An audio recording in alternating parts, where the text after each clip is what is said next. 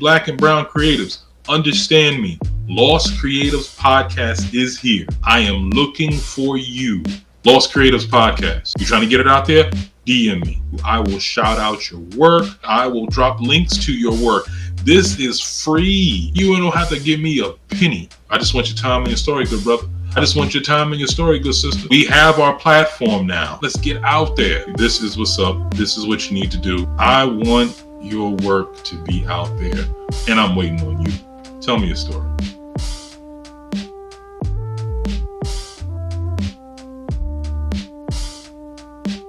Okay, welcome back, everybody, and all of y'all to the L.O.S.T Creatives Podcast. I am your host, Ijlal Abdullah Muhammad, and as always, we're about to get into some things.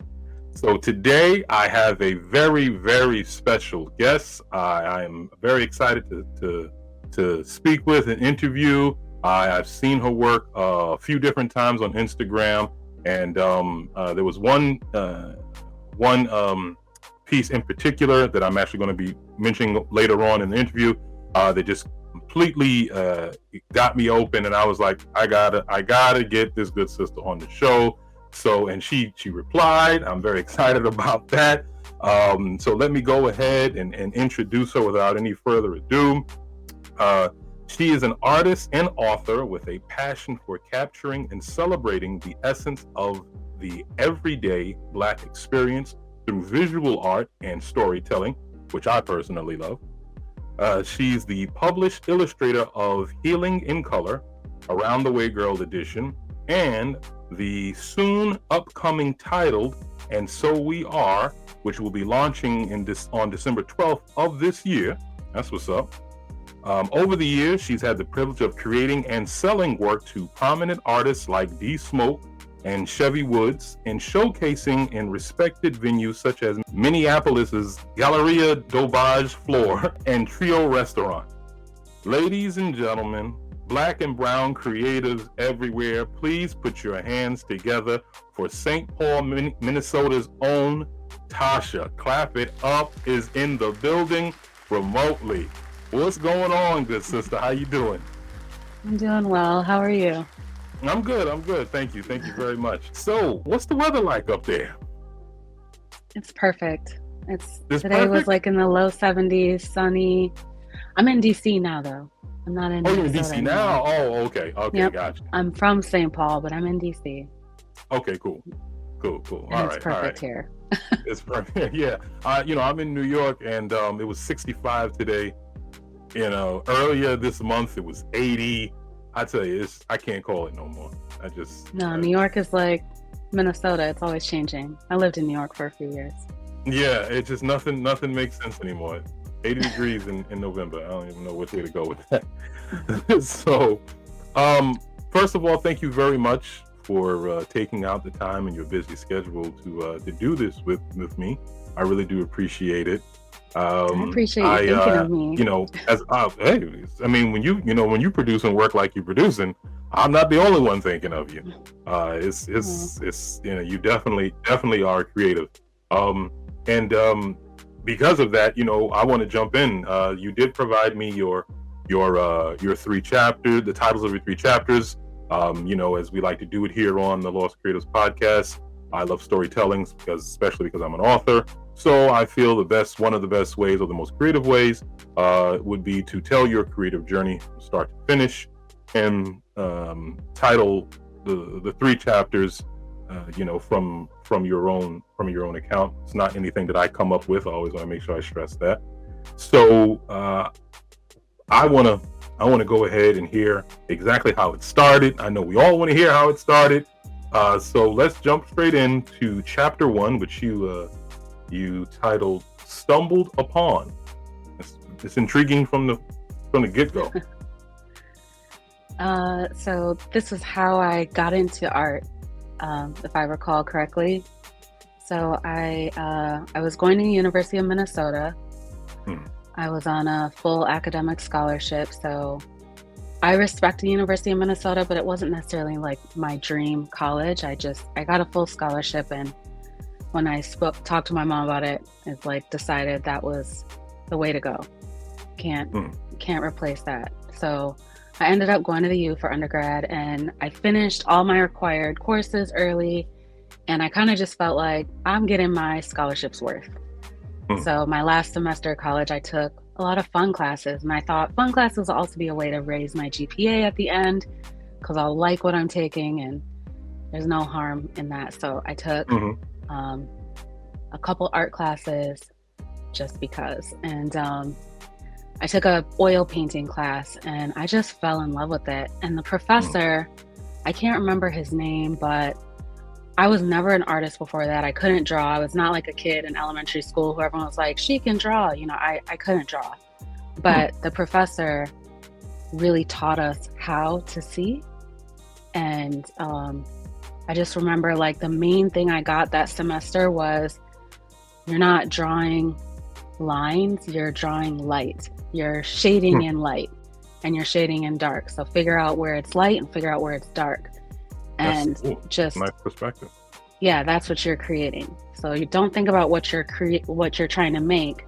Think about where the light falls and where the dark falls. And that was just one of those epiphany moments for me. And I loved the class, and I just fell in love with it. And my little apartment turned into basically a studio. I just had paint everywhere, and so I just stumbled into it. Upon it. It's interesting, as I've been doing this, as I've been fortunate enough to do this and interview creatives, I'm finding a lot of common traits and factors as it relates to us. For those of the creators I've interviewed that actually did went to college, I find out that the college that they went to wasn't necessarily what the one they wanted to go to, in some way, shape, or form, but they did, and something ended up, happening for them there. That's I don't know why that's just interesting. I don't know why that tends to be a pattern. Yeah, that tends to be the way we start out. But I find that very funny. Like, I know that was the case with me. I actually wanted to go to Pratt in New York. You familiar? No. Okay, I went to go to Pratt in New York, but my father was like, "No, you're going to Long Island University. They got the HEOP program over there. I ain't got money for this." And da da da da. And I was like, "All right, well, that's what it is." I wanted to go to Marquette, and same thing. It was like, we don't have money for Marquette. That's in the Midwest. Yeah. So, it's, but the brother I was speaking with just yesterday, Orande. The college that he initially went to, he went to a few different, but the college he initially went to, that's not where he wanted to go. But then he ended up meeting a very, very important mentor of his there. So, it's just, that's always find that interesting. Yeah. You said something that stood out to me. You said that you couldn't draw. Yeah. But then this professor that you had was skilled enough to, teach you what you didn't know. And obviously we're going to go through the rest of your journey, but just pausing right there, do you feel that what he did was just expose something that you always had, you just didn't know how to bring it out? Or do you feel that, nope, I had nothing and he just brought it and he just created it in me? Well, I was always creative. I always liked music. I played a lot of instruments as a kid. Started with trumpet, and I ended up playing flute, piccolo, French horn, piano. I tried guitar, but didn't pick that up. But I was in a jazz band in high school. And so I was always really creative. And I love to sing. I never say, like, I'm not the best singer, but I wouldn't embarrass you if I sang at your wedding. Like, I can hold the tunes. Okay. I love an excellent way to understand if you can say. Yeah, I was always like creative. When I was like a young kid, like 6th, 7th grade, I had this like diary that was really a scrapbook. I would like post pictures and magazine articles and write poems, and it was just like this collage of things that were pretty. And so I was always like thinking that way, but I was not a visual artist. And I hadn't really tried, and it wasn't a thing that I was really interested in. So I had tried to take a photography class during that last semester, but once I was looking into the syllabus of it, I realized to take the photography class, I had to buy a camera, and it was really expensive, long story short. So I ended up taking a different photography class where they provided some things, but not the one I wanted. And I loved that class as well. But so I ended up taking this painting class, sort of just like, well, that'll be, how can you fail a painting class? At least it'll be fun. It'll be easy. Like, it'll be cool. And I can raise my GPA and have some fun, get my money's worth of my scholarship. So yeah, so I think I had it in me, but a good teacher is also priceless. Who knows? A different teacher might not have been able to communicate that in the way that worked for me. So, I always appreciate that. And it's crazy how I remember this teacher and different things about his class, but I can't remember his name. So I don't know if he's still living or anything. That's why I wanted to ask that question, because I see your work and I'm just like, this is not something that you didn't possess, that someone just created in you. This is definitely this is like a dormant talent that you have had, and someone was able to find a way to awaken it in a way that you could visually express. And you confirm that by saying that, no, I was always creative, and that's one of the things, about us as creatives. It's not something that, we just wake up one day and boom, we got it. It's something that we've always had. And in addition to that, it's actually something that throughout our life in different forms, we're consistently cultivating. Over and over and over, and we may not necessarily understand exactly what we're cultivating, or we may not have understood what our niche is, or even our signature, but we definitely are consistently cultivating that creative drive and spirit, and we're going to touch something, be it an instrument, be it our voice or whatever. We're going to touch something creatively and do something great with it. And it always leads us to at least the form or the genre that we're in right now, that we very much love, and that we have decided to give to the world. From your Instagram, I didn't know that, you played any instruments, I don't. And I would just, didn't know that you could sing good enough for a wedding. You know what I'm saying? And I would only assume it's because those are the creative things that you didn't necessarily choose to present to the world, Yeah. I wish in my younger years that I had the confidence to try to be a singer in a more purposeful way, but I was really shy as a young woman, and so it just didn't come out. I always went to karaoke, like that was my outlet. I always was at karaoke. There was a great place in Brooklyn called Sing Sing I used to go to, and I would go by myself some nights. I would just be in there by myself because I just wanted to do it. And I had a great friend here in DC, and we used to go to karaoke together and sing our little hearts out and just be, Rihanna on the stage. And but she passed away in 2018, and that was my kind of karaoke partner.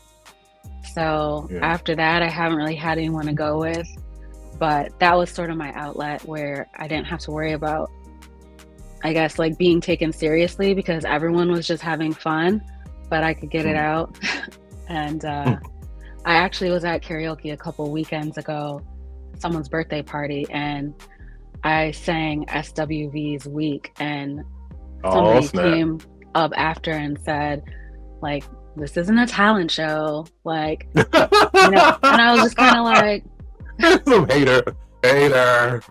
Yeah, like I really have this thing about like, I'm not about to be less for anybody, even at karaoke. Relax, like it's fun. So I'm gonna sing my karaoke. I'm gonna sing my little heart out because that's what it's for.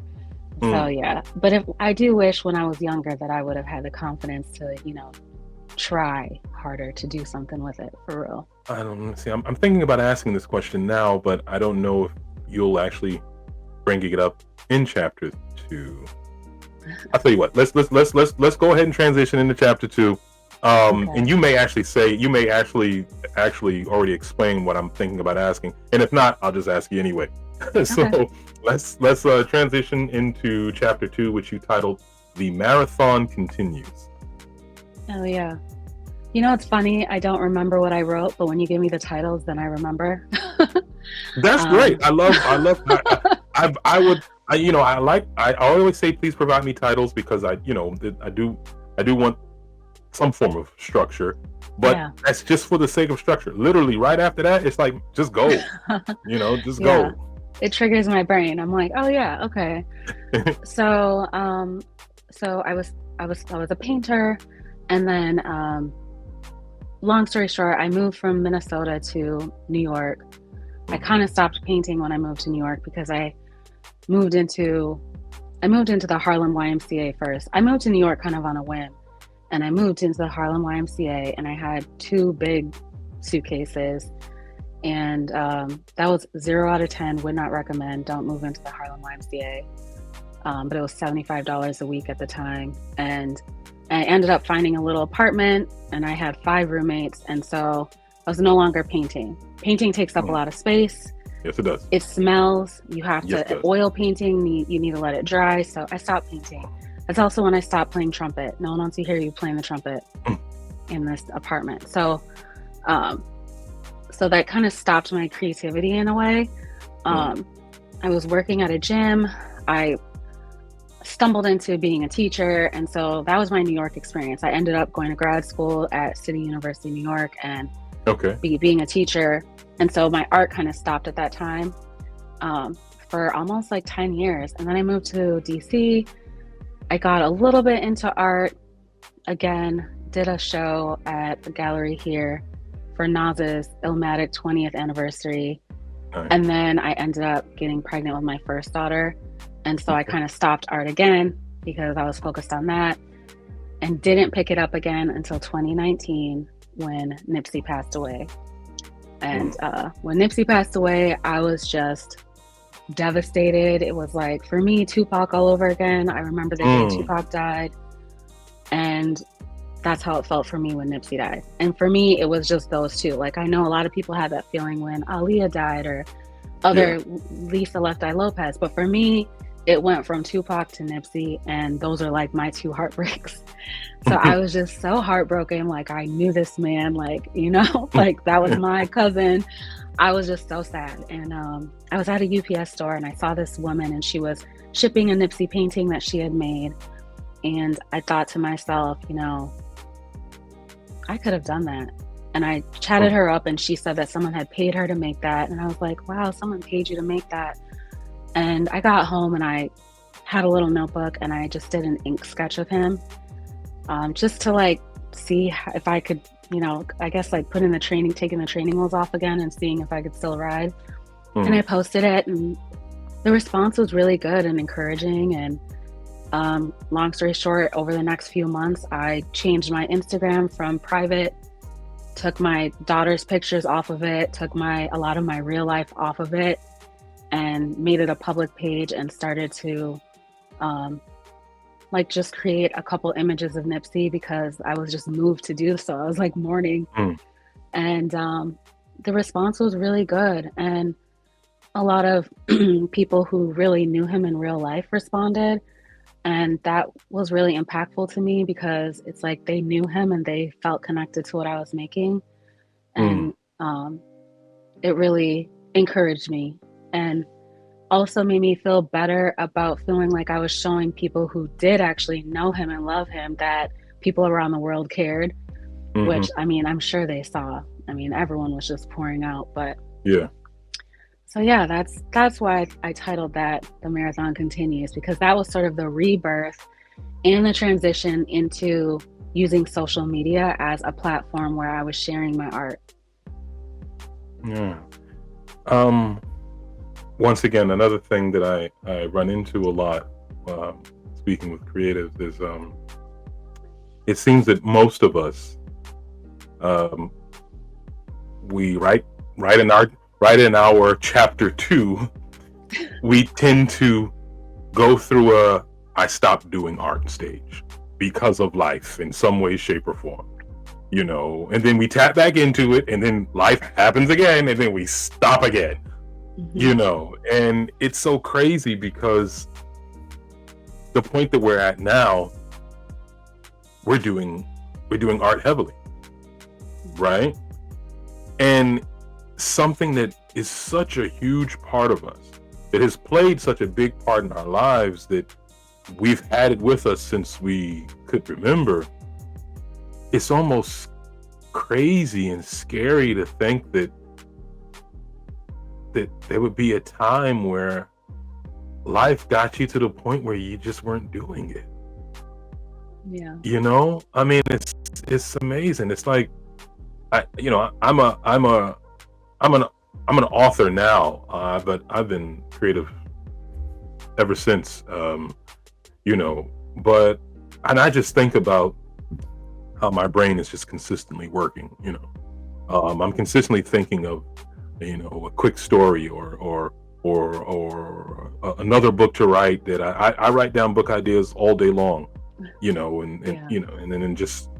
as time goes on, I have an idea for that book idea I had about 3 months ago, and then I just jot that down, and this is consistently happening, especially at night. So many times at night, man, I'm like, oh, I want to go to sleep, but these ideas won't stop, and it's crazy to think that, yeah, there was definitely a time right after in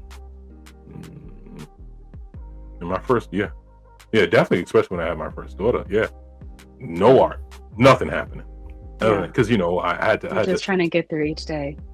You're just trying to get through each day, man. I was living in this room in East New York, in Brooklyn, and wife and a baby, and then another baby right after that, and it's just no time, Yeah.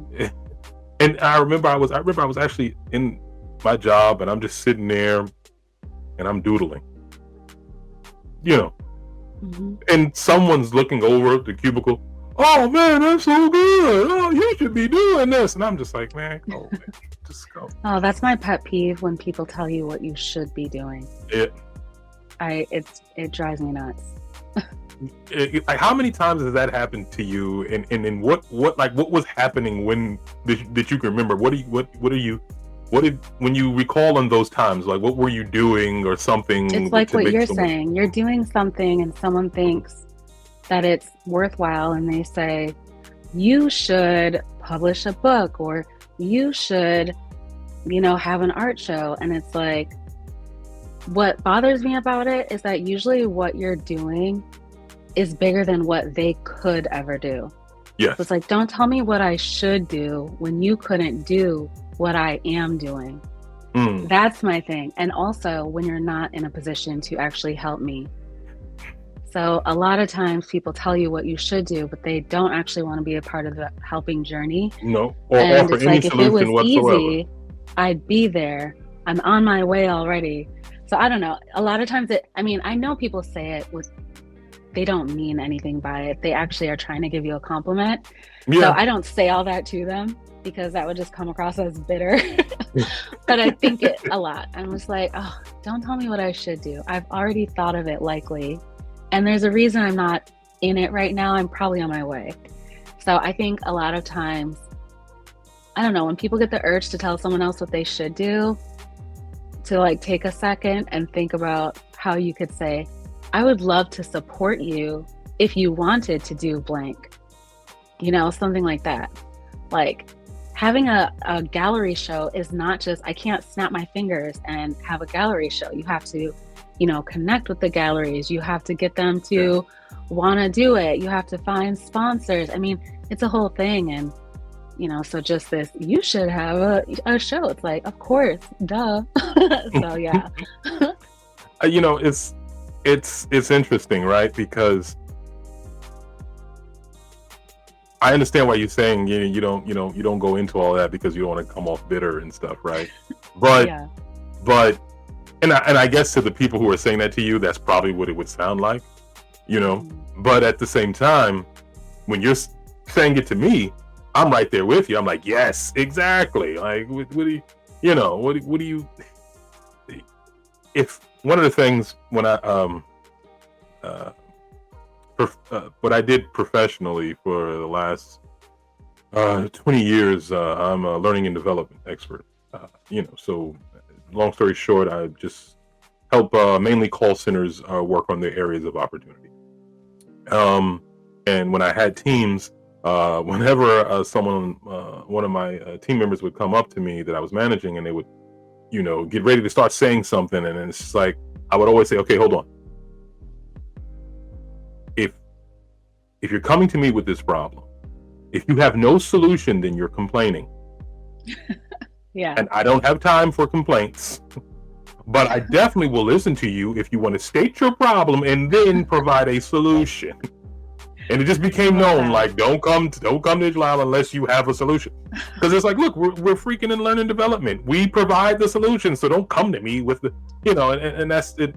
I think that if people would actually start to see things that way more, like, what you said should be, if anything, it should be a meme, so it can get out there, because it's like, and then turn into a reality. It's like, don't tell me what I should be doing, I know, and I'm guilty of it too. I do have to say that. I have one time where it's in my mind, like I've done it to somebody, but it's like it stays in my mind, and I really try not to do it to other people. One of my former students, I'm so proud of her. She's like an internet model, and she's like social media famous. Okay. And I said to her, you should get a blue check. And she was like, I've tried. They won't give it to me. This was before they were selling them. What's a blue check? Like, I can't remember what it stands for. Verified on Instagram. Oh, okay. I got you. So I said, you should get the blue check. And she was like, I've tried. They won't give it to me. Now they sell them, but they didn't when I said this. And she was like, everybody keeps sending me that message. And I was just like, I did it. So I did it. And it was so annoying. It's like, obviously she's thought of it. She has like 115,000 followers. I'm sure she's thought of it. So here's me stating the obvious. You should. So all that to say, like, I'm guilty of it too, but I really try not to do that to people. Yeah. Because usually what you're going to tell them that they should do, they've thought of. Right. So they thought I know of. it comes from a place of wanting something good for someone. Because you're like, oh, wow, I see something and I want something. So that's why I try not to respond with bitterness. But it's like just trying to like even self-check and say, okay, I'm saying this because I want something good for them. How could I actually help? So. I don't even think I wouldn't even call it bitterness. I don't think that's bitter. Okay. At all. I don't think that's bitter at all. I think I can't speak for every place, but I can definitely speak for American society. When I listen to people, I haven't traveled the world at all, but when I listen to people who have, and their comparisons, one of the things that they often say is, you find that in this country or that country, they tend to think what's best for the whole. Whereas in America, we very much tend to think what's best for the individual, what's best for me, And I think a lot of that comes out in, our communication. I'm just gonna, give you a suggestion because I think it'll help you. And I want to help you. And I'm really honest. I really want to help you, but I'm not going to offer any solution on how I can make that happen for you, Yeah. And like I said, it's not, I don't think it's necessarily coming from a place of, you're trying to do something or you're not trying to help. It's just a part of, how we are here. We tend to not be solution focused, right? Even when it comes to praises, or have you thought of this? It's just and a lot of, and other people tend, other places in the world, they tend to be, but on the flip side, you could run into another problem, right? You could say, hey, have you thought of, getting a blue check or whatever? If not, I can tell you how to do it. Right. And this is like, you may have someone that's like, look, I don't need your help. Yeah. See, I was definitely that person. I was suggesting it to her and I had no idea how to do it because that was before they were selling them. And so it was just annoying. Like I was just being annoying. And so it was a moment for me of like, oh my gosh, you just did that to her. Yeah. The way we view things in life is perspective is everything. I always say perspective is everything. You when you said what was it? Oh, by the way, what was it that you taught? When you say you went to school and I taught English, grades 7 through 12. So depending on where I was, I taught at a couple of juvenile facilities in Brooklyn and DC. Well, in DC, I actually taught at the DC jail, so I was adult. But in Brooklyn, I taught at a juvenile facility. Oh, okay. And a couple public schools all over DC and New York. Looking back, and I guess only you would know this. Looking back, can you say, based on how you taught, can you say that there was definitely some creativity involved there? 100%. No question. Like would you, as a quick example? In New York, when I was there, they didn't give you a scripted curriculum. They gave you a list of standards you had to hit, and your job was to figure that out. And at different schools, the planning was different, but we had a lot more creativity. And so what I did at my first school was, first of all, most of my students were Dominican, Puerto Rican, and Black. I think in the whole time I was in New York, I had 2 white students and 1 Asian student. And so I really tried to find materials that connected. One thing that surprised me is a lot of my Dominican kids didn't know where DR was on a map. So I remember finding In the Time of the Butterflies, and we read that book just to engage with them so they could, learn their own history. I really tried to pick books that connected to all the kids' history and that were also entertaining. And so we read sections from Dick Gregory's Shame. We read some Man Child in the Promised Land by Claude Brown. I really pulled a lot of action, interesting text, but allowing them some resources to learn about themselves. And at the juvenile facility in Brooklyn, people cared even less what we did. They just wanted us to keep them engaged. And so for them, I literally had the boys share a list with me about what they wanted to learn about. And then I would go home and find information on the internet and create readings and texts. I mean, they wanted to read about the real 50 Cent. They wanted to read about the history of the Latin kings. And I mean, those are just some of the topics. And so I would pull together articles and create handouts. And I think there was actually some resentment from the facility I'm about sure. how much I was able to engage them, because it's like they saw me coming and heard my voice and was like, she's not gonna be able to handle them at all. But because I listened to them and went home and was creative, I mean, I really was able to engage with them and have them looking forward to English class and reading, because I was able to merge the standards with their interests. So yeah, being a creative thinker was very helpful.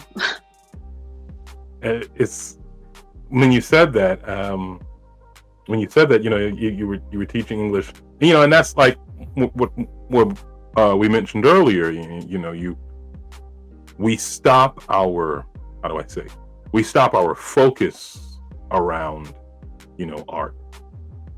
But our creative nature never goes away. Nothing in life stops that. Yeah. You know, and that's one of the reasons why I wanted to title the show "The Lost Creatives." You know, because not artists, you know, no, because our creativity is what really makes us as good as we are. You know, and we just choose to display a portion of that, you know, on paper or on a canvas or through an instrument, you know, or with our bodies or with our voice. But, you know, those are just the conduits of our creativity, right? Yeah. But it's always there, and no matter what we're doing, we can't shake it, you know, and at the same time, I don't think we're looking to shake it either. No. You know, I think one thing about people who tend to be creative is they're more observers, taking in and then reflecting back in different ways. But I think one of the gifts and how creativity shows up in ways that are not, I guess, performative or concrete is in the observing and reflecting back and being more empathetic, which I think was like extremely helpful for me as an educator, particularly in the facilities. In the facilities, I remember I came up with this theory from just watching, you know, incarceration is really just like this microcosm of the entire world compacted and exacerbated. And I was like, you know, there's 3 types of people. There are the watchers or the observers, and they would come into the facility and, you know, sit somewhere quietly and watch everyone and not say much. And those are the guys who would become the most powerful. And then there were the doers who would come in and fight right away and just a show of power and just show I'm not the one. And then there were the talkers who would come in and say like, I know so-and-so, I did this. And they always lost everything. They would end up just, you know, having the most problems. And so I feel like it's like that in real life. Yeah. There are the watchers who observe and are empathetic and are able to gather information and reflect it back in the ways that work. And then there are the doers who might seem the most powerful, and they do have a lot of power, but never as much as the watchers because they're not listening, they're not observing, but they are powerful. And then there's the talkers, the showmen, who end up, usually it's short-lived. Yeah. It's short-lived. So I think there's power in being creative because creatives tend to be observers, and they're able to like reflect back into the world what they're receiving, and connect with lots of different people in different ways. And it's not, like you said, it's not always producing a song or, you know, having a gallery show or something like that. Sometimes it's just in ways like that where you are listening to what the need is and being able to create something that puts something back into your space that meets that need. That's an excellent observation, by the way. And a wonderful perspective. This is the weekend of perspective. No, I'm serious. Like Aronde, who was interviewed yesterday, he was hitting it, man. You know, I was just like, oh wow, I ain't think about it like that. Yeah, no. And then you today, you're firing on all cylinders. You know, it's just no, I'm serious. And that's once again, I'm truly appreciative of being able to provide this platform because how do I word this properly? I think one of the most interesting people to speak with is a creative person. And that's, you know, I'm partial, obviously, right?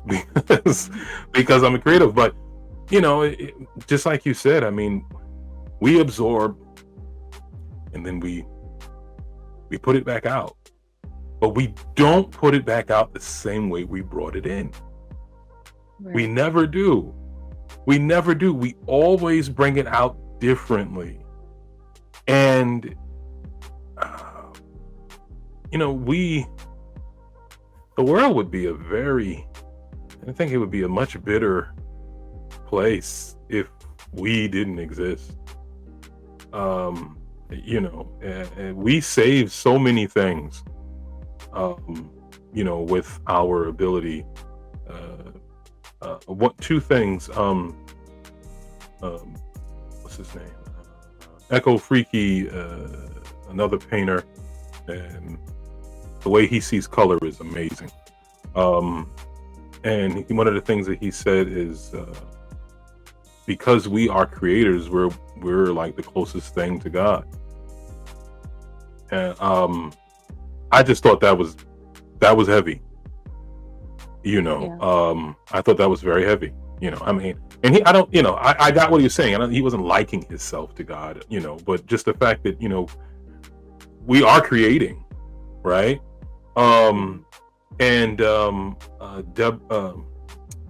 Erica Dunlap, an excellent photographer and a painter of just the last year, and you would think she was painting her whole life. She said that, you know, when it comes to being a creative, we are saving people every day in some way, shape, or form. You know, and it's just a great thing. It's a great thing, and I can't. I don't know. I can't. When I write, I'm not trying to change lives. That's not my intention when I sit down to write.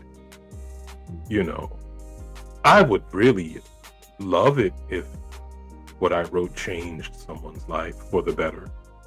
You know, I mean, it would make me feel great, but that's not why I do it. I primarily do it because I got to. It's like I got this skill and I got to do something with it. I want to do something with it, and I want to share it. Yeah. But I don't think any of us are intending to change lives. It's just that, you know, we got to go out there and we got to do it, and we do it. And if it happens, okay, great. You know, now we've obviously, you know, I've written stories where there was some type of social issue somewhere, and I put that in. You know, I mainly write fiction, typically fantasy, but I find a way to, you know, put that in there.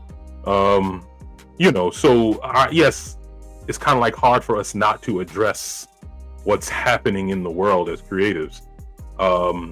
But once again, this is my form of expression, right. You know, and if it affects you on a scale like that, hey, I'm so happy, you know, but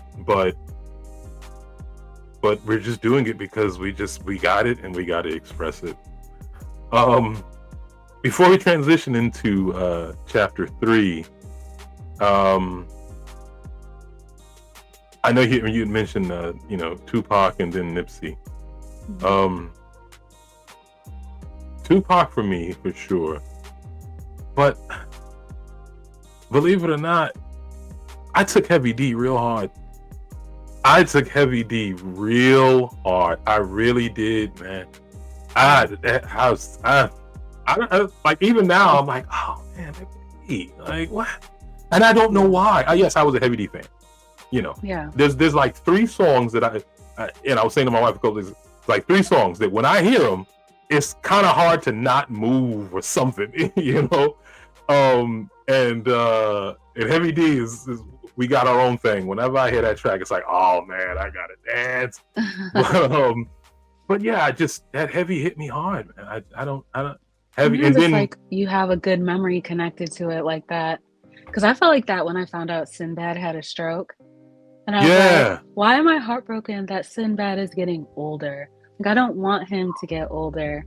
But it's because I have like memories connected to things about Sinbad. I think you're right. There's got to be it, because I'm like, I don't. And I know for a fact, that's right. I know for a fact, right? Because I also, as of recently, I took Frankie Beverly real hard. Mm-hmm. And I remember I was saying this to my wife.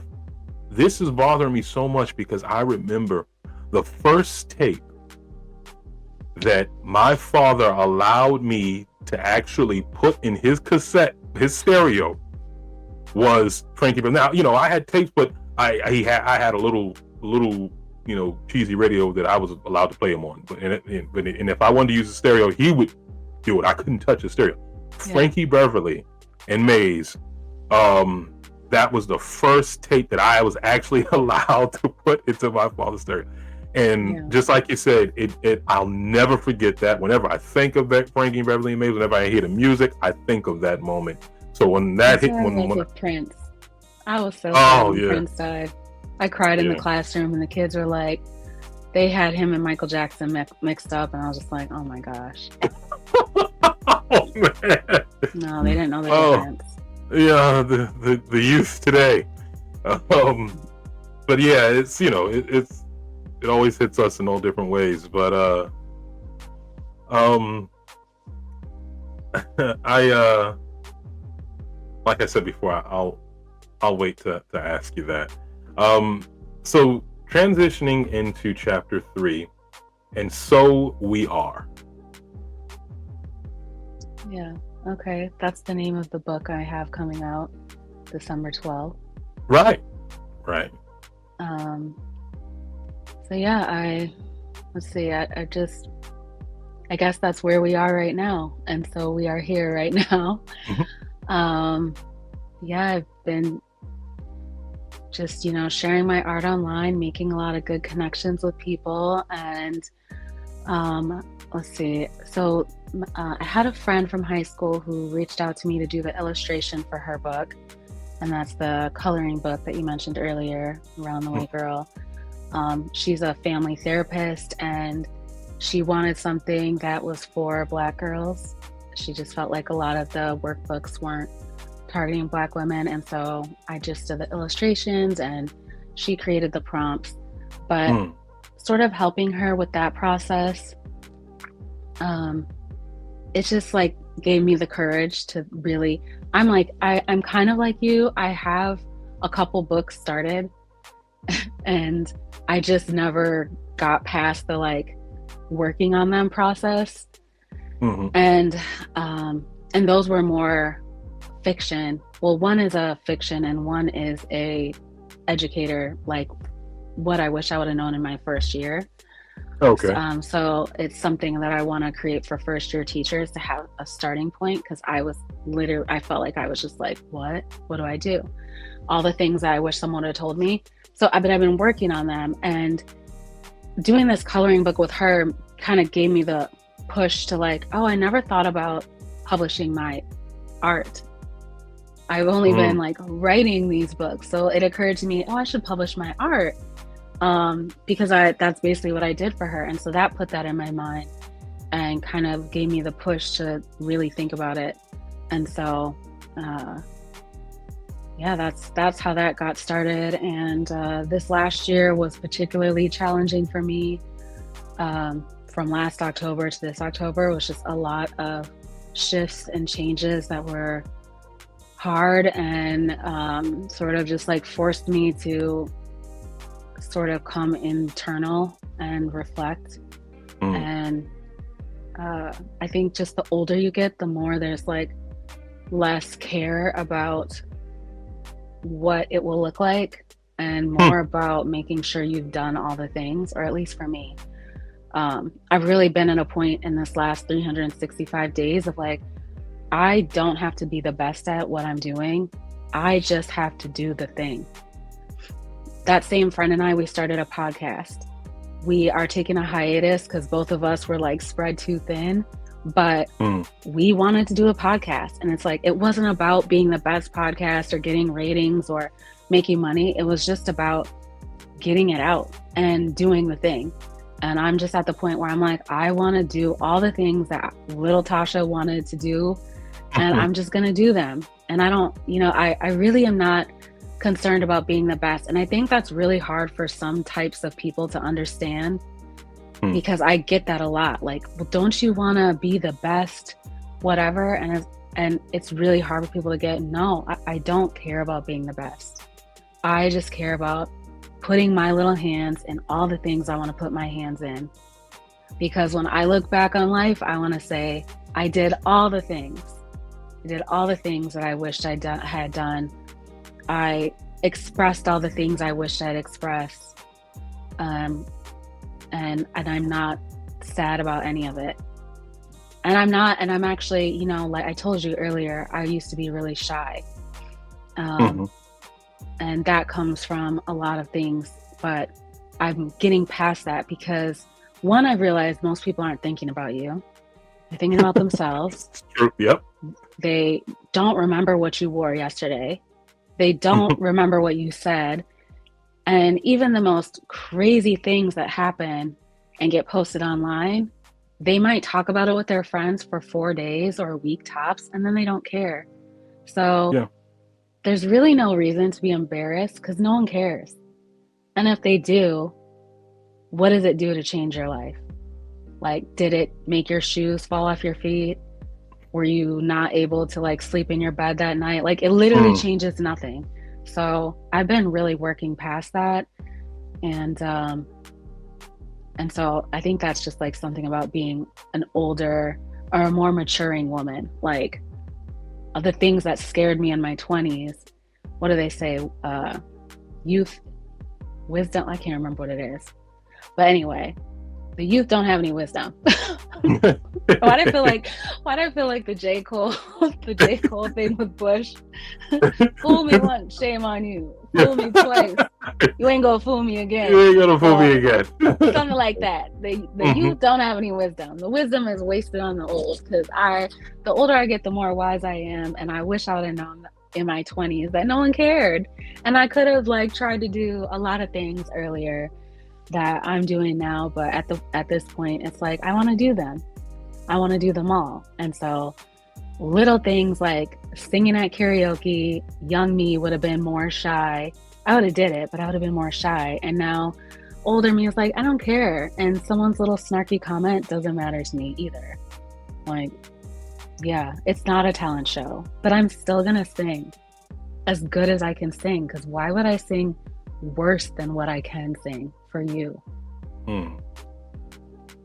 So yeah, I'm doing all the things. So I'm doing all the things, and that's where we are. And so we are here doing all the things. We're here doing all the things. I'm telling you, man, this is the weekend of perspectives, man. They just coming. I'm feeling them. You said that when you were singing, there wasn't a lot of confidence there. So, you would stick with karaoke, you weren't trying to be greater than that. But here you are, brilliant illustrator. Where did the confidence come in that? Versus the lack of confidence in singing, because you can sing. So where did, you know what I'm saying? No confidence in singing, but yet you still did it. But then illustrating, and then now those who know all know, and then your books and stuff. So one, creative talent, but yet something. I guess what I'm trying to identify. Where did the confidence come when it came to your illustrating? It apparently wasn't there when it came to singing. So with visual art, you get to work on it until you're ready to present it. And then you get to just go here and leave it. So for the visual art, I could curate it really carefully on social media. You know what I mean? And it was received. Gotcha. And I wasn't necessarily live in it. Okay. It actually, there was a guy who, I don't even remember his real name, but the social media opened up a lot of communication from a lot of people who have way bigger followings than me, who would give advice that was actually helpful. And there was a guy initially who said, you need to post pictures with your art. You always post your art, but you don't post yourself with it. You need to start doing that. And so I was like, well, why? And he's like, trust me, you're going to get way more engagement if you post yourself holding the art rather than a picture of you and then a picture of the art. So I tried it and he was right. So that was actually a little discouraging for me, because what it told me is people were less interested in the art and more interested in me. But it did work for some engagement, I guess. So I did start doing that. But initially I was just posting pictures of the art. And so for someone like you said, who's a little shy, I was able to curate that and not necessarily be in it. And so that's why I think that was easier for me. It was like I could post it and walk away and see all the engagement and the positive comments, and I was like, yay, but I wasn't like right there in it. Whereas singing, you have to be right there in it. Yeah. And you have to be maybe on a stage and everyone's looking at you in the moment, and that can be uncomfortable to me because I can't control how they're perceiving me. And so when I was younger, I would be worried about how they were perceiving me and what they were thinking and things like that. And not to say I'm immune to it now, but I've learned to care about it less. Well, that makes perfect sense. When you put it that way, there's no other way to put it. I mean, like you said, one is live and the other one. And at karaoke, no one was expected to take it seriously. So it's like, say you're singing a song and you're doing really well, and then you screech on a note. No one cares. No one's like, oh my gosh, that was really bad, So there was like less pressure, but I could still do my best. You know what I mean? It's like you do your best and people are happy, but they're not mad if you mess anything up. So the pressure was off. It was just fun. Yeah. Okay. I definitely understand that. When you said what was it that you said? About posting with the art. Yeah, right. Thank you. Posting with the art. I saw you have a reaction to that. Oh, big time. This was, oh my goodness, this was my wife was, shout out to her. She consistently coaches me, out of myself. Because I was just like, I'm what the hell? I'm not looking for you to know me.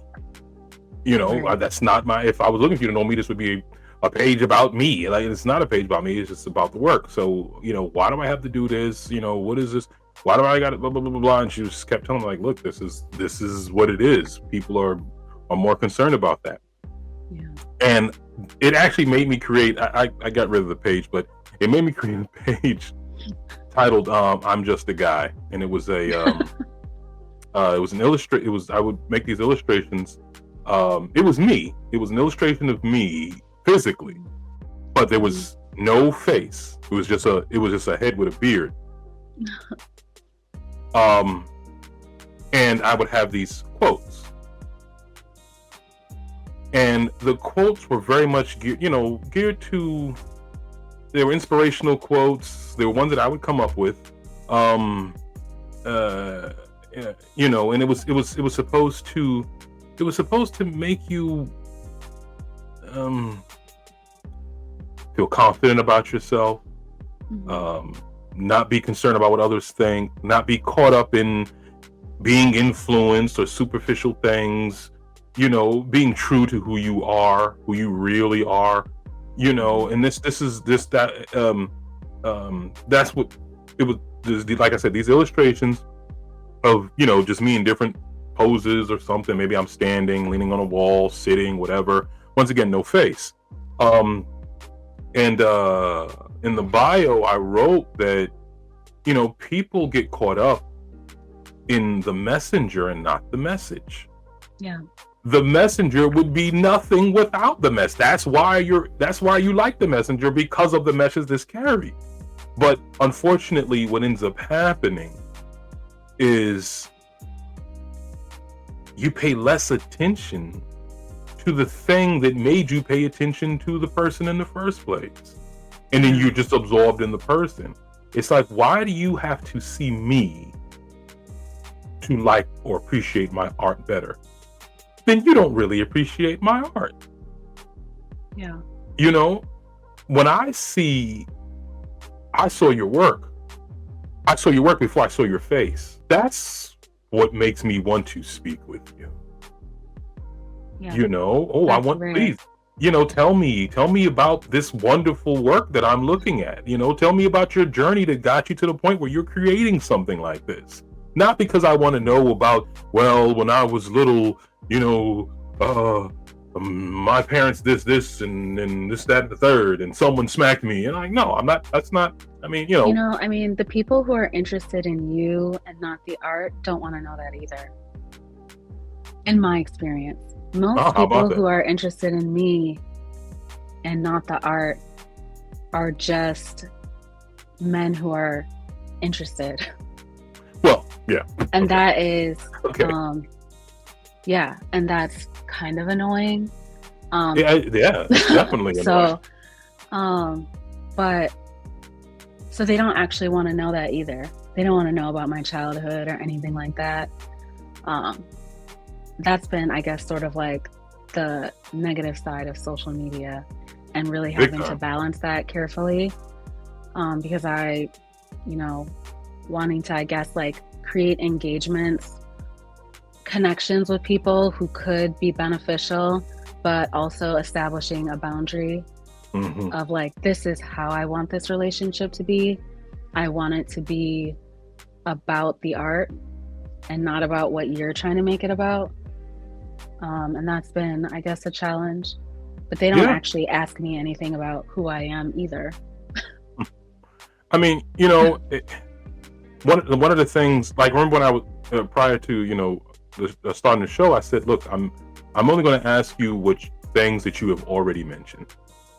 You know, so that way, you know, I know this is comfortable to talk about because you brought it up. And if you didn't bring it up, I mean, if you're not going to bring up something that you don't want any more prying, you know what I'm saying?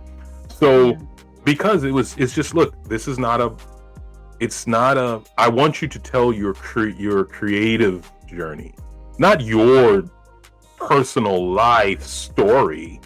I just want you to tell your creative journey, because this is about, I want to be able to create a platform where you can promote your work, you know, and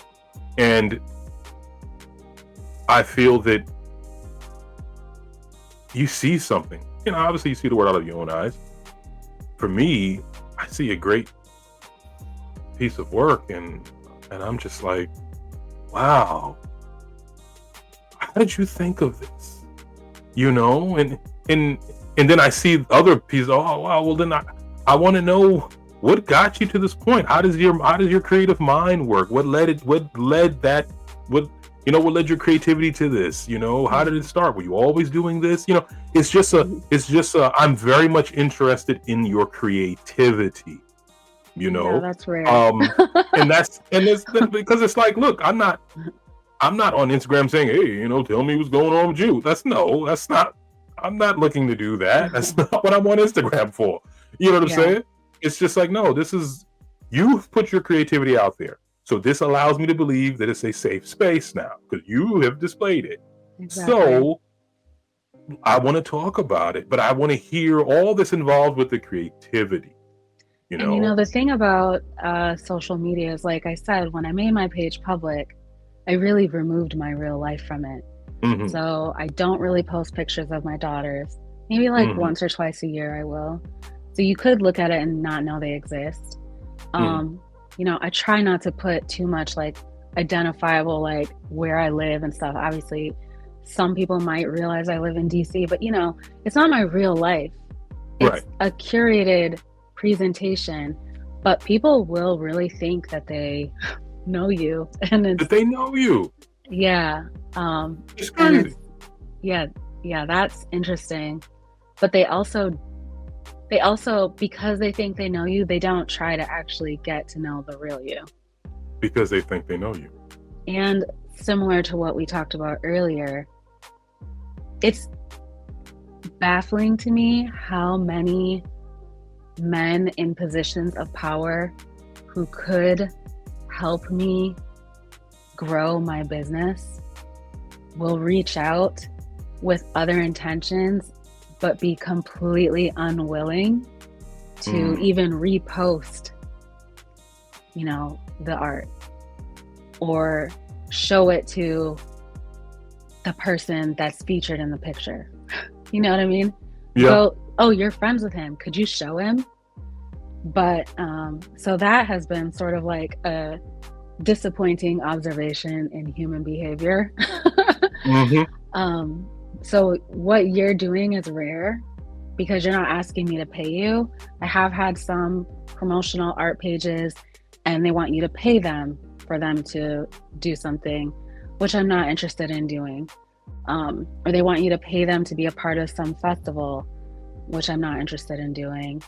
And then there's, like I said, people in positions of power who want something from you, but are not interested in doing even the most bare minimum, low level thing that they could do.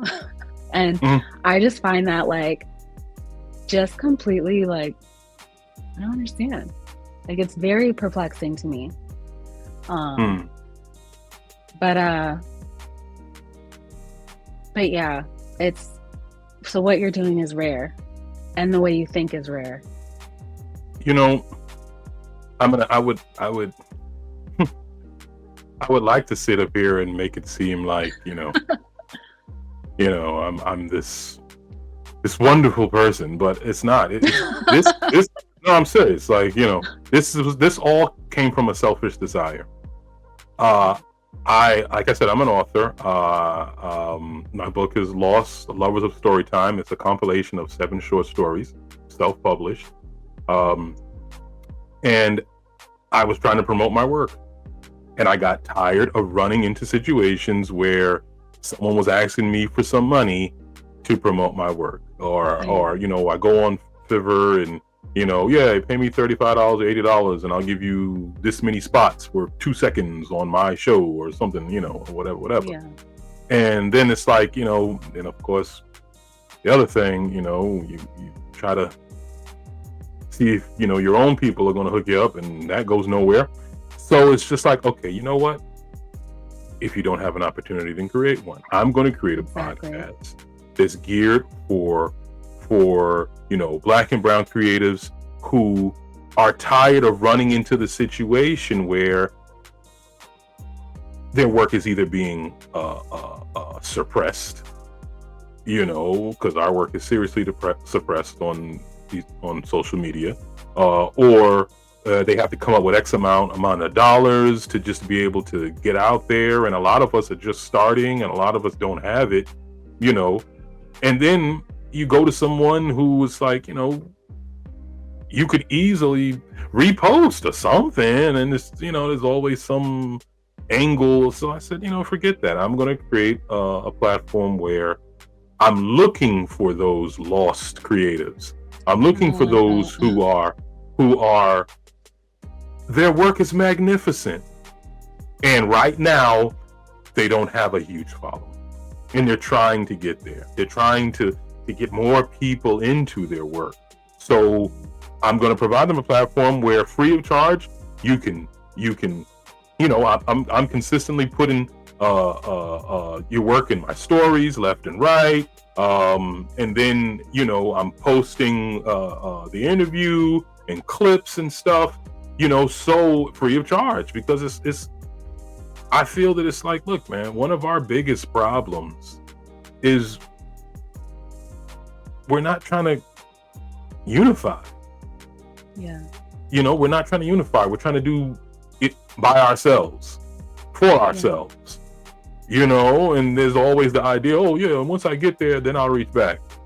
Yeah. If you got there without trying to help anybody, then what makes you think you're going to reach back once you are there?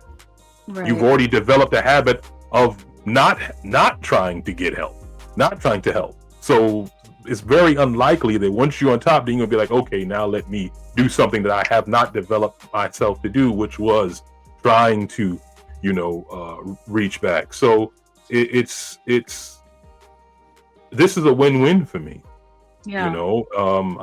I help you, you're helping me, and that's what I want it to be about. I love finding creatives, online, reaching out to them.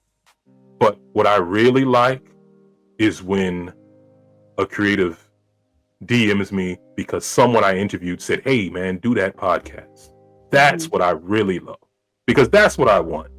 That's what I want, tell somebody else, tell someone else, who's, we're all trying to make it. Yeah. So spread the word, you know what I'm saying? And it's only going to help us. Yeah. So, and that's what it's about. For me, at least, so that's, like I said, I'm not as great, as people may think I am. This was very much a selfish desire. But it was a selfish desire to help. No, it's like you be the change that you want to see. So. Yeah.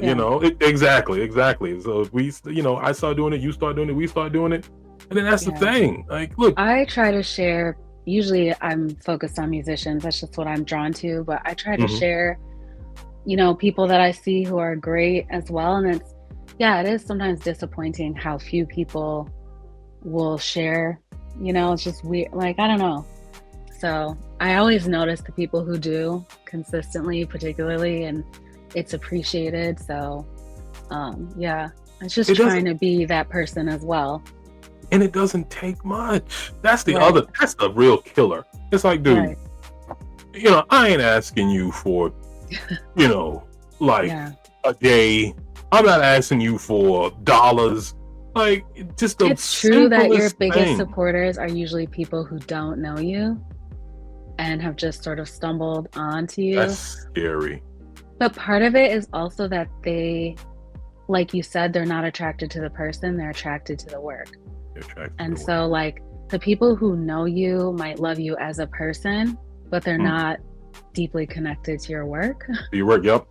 But people who find you are connected to your work more likely. And so I think that's kind of why, because it's just a pattern I've seen. Like, it's the people who don't know me who are really like sharing, and mostly there's some exceptions.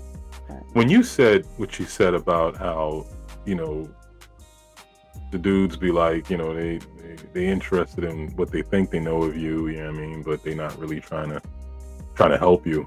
It reminded me of this interview with Eartha Kitt, and she had said, let me see if I get it right. I'm thinking about myself. She said that every man that ever wanted to lie with me never wanted to lift me up. Yep. And every man who would want to lift me up would never touch me. And I just, it's, I mean, I loved Eartha Kitt, and I love the way she speaks, but when she said that, I was just like, oh, dang. Oh yeah, that's probably a whole new podcast. Man, I mean, that hit. I have thoughts about why that is. So that is, I think that's largely true. Of course, there's exceptions, But yes, but largely true. You're absolutely right. It's crazy. yeah. It's And I think that for women who are confident and successful, and maybe not like, nobody's perfect, but are sort of like well-rounded at a high level. For a lot of men, they don't want to help you to become more, because then you'll be more than them. And I think that, I don't know if it's natural, but it does seem to be, for me, an observation that men want to lead, which is natural and fine. But part of that is that you can't be more than them.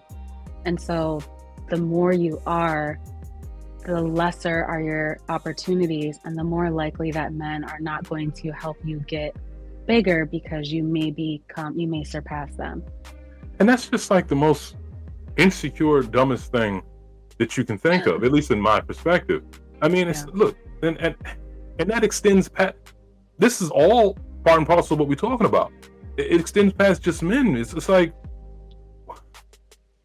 me doing good, how the hell does that affect you? It's like, why? You know what I mean? Like, look. My wife is a very intelligent woman. She's smarter than me, for sure. Don't tell her I said that. But anyway, she's smarter than me all day long. And that doesn't make me feel insecure as a man. I think you are rare. Well, that shouldn't be. Like, look, she has what she's expecting from me. I have what I'm expecting from her. We agree on those things. Yeah. So because of that, what do I care that you're smarter? What do I care that you if she were to make much more than me? Now, because of that means what? Because of that means what? You're no longer expecting me to be and do what you've always expected me to be and do. Now, you know what I'm saying? Why does that situation now change this? If you're expecting me to lead, but you are making 100 grand more than I am, okay, so now I can't lead because of that? Yeah. It doesn't equate. It will never equate. And if you extrapolate that to like what we were talking about earlier, how does helping me get on affect you? Like, yeah, it's like, look, there's more than enough out here. My followers are my followers. They're not yours. And that's a conversation I would love to hear you have with men, with other men, because I genuinely don't know why. And I mean, I've really had experiences with men who have a lot of fame and a lot of power that communicate with me, but there's no sharing of my work that I'm aware of. And you never know. Sometimes things might be happening that you're not aware of. And I'm not going to make that a blanket statement. I've gotten a lot of support from people who knew Nipsey. That D Smoke's family has been really supportive. Chevy Woods has been supportive. But yeah, it's pretty rare, and I'm not sure what that is about. But you're probably gonna get a lot of responses to this from men being like, "Boo, she sucks."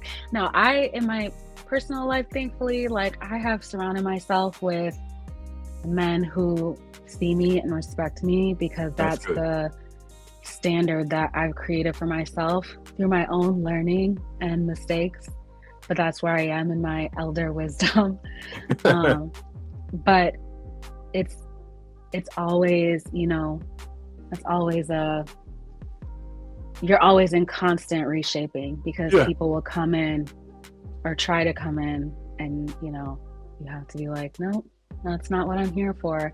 So I can only imagine what women who I think of women who become famous from social media, like Sweetie, or who's the other little rapper girl? I can't even remember her name. The one that looks like Annie. Whatever. I don't. If they're new today, I have no idea. Those young girls who become famous from social media, I can only imagine what they've experienced and what they've maybe exchanged potentially to get where they are, because it's a constant, for me at my small following, it's a constant interaction of what you are going to allow and where you're trying to go. And, part of recently, Maya, the singer, she came out and said something about like that she had to back away from the industry because there were just some things she wasn't willing to do. Yeah, I remember and that. she was okay with not being seen as successful, as she could have been, because I was like, I know exactly what she's talking about. There's just some opportunities that the exchange is just not what you want to do. And so, yeah, I always thought she's aging so gracefully, and it's because she's kept her heart pure. She's kept her integrity intact, and it's hard. Yeah, especially in a world that especially in today's world, it's and like we said, it's a double-edged sword, because when you're trying to share art, people who love art love pretty things. Yes. And so, studies show the more attractive people think you are, the more likely you are to get further in whatever you're doing. I have a friend right now who is I don't want to say her, she's in sales for a hair company. Okay. She has beautiful hair because she's Persian. She's like this really thick, long black hair. She's doing amazing sales because these people think they're going to get her hair from buying this product. And no, but it's like, the more beautiful you are, the more successful you are, potentially in these different situations. It helps, but you're also balancing how you're going to use it. And so I know these young girls who are really beautiful and in their prime and are trying to like be musicians, and I can just imagine it's just so easy to get into bad situations, like the Megan Thee Stallion thing. I just watched her documentary. It's like, it's really easy to get into tough situations when you don't have the wisdom, but you have all the beauty and all the access. So it's a trip. I will have to say this much. I'll say this much. I have my perspective. Your perspective is created based off of, your life experiences, right? I have what a lot of men don't, that are this way, I would say, that are this negative way. I have what they don't, what you would probably find out they didn't have, which was an excellent example growing up. My father was not like that in any way, shape, or form. He married a woman who very much was smarter than him. You know what I'm saying? And never at any point made him feel that was the truth, even though he knew it. You know what I'm saying? And he never stopped being the man he needed to be for her, for us, because of that. He made more money than him. Didn't affect the man that he needed to be for her and for us because of it. So I had that growing up. And I think a lot of the ills that we face, men, women, in this world, you can always tie it back to some example that we lacked. At the end of the day, really. But I will say this much: I am thankful very much for my experiences, good and bad, because they consistently help forge who I am today and who I'll be tomorrow. Absolutely. So I don't pray for the negativity, but if I live through it, then I'm thankful. Right. You know what I'm saying? So I could Yeah. get back and do it better than I did it before. Yeah. I want to now go into some of your work. My three favorites, from what I've seen on your page, from least favorite to greatest, was the illustration you have of Shock G. He's animated already. You know what I'm saying? Yeah. But then how you captured him, if I can't remember his real name. Gregory. Yeah, Gregory. Oh my gosh, I just blanked out on it. Gregory. Oh, anyway, whatever. If he put it in the show notes. Yeah, right. If he saw that illustration, I think he would have said, "You captured Shock G." That's one of my regrets, is that I wasn't confident enough to be showing my art when, like, I wish I would have drawn Nipsey when he was alive.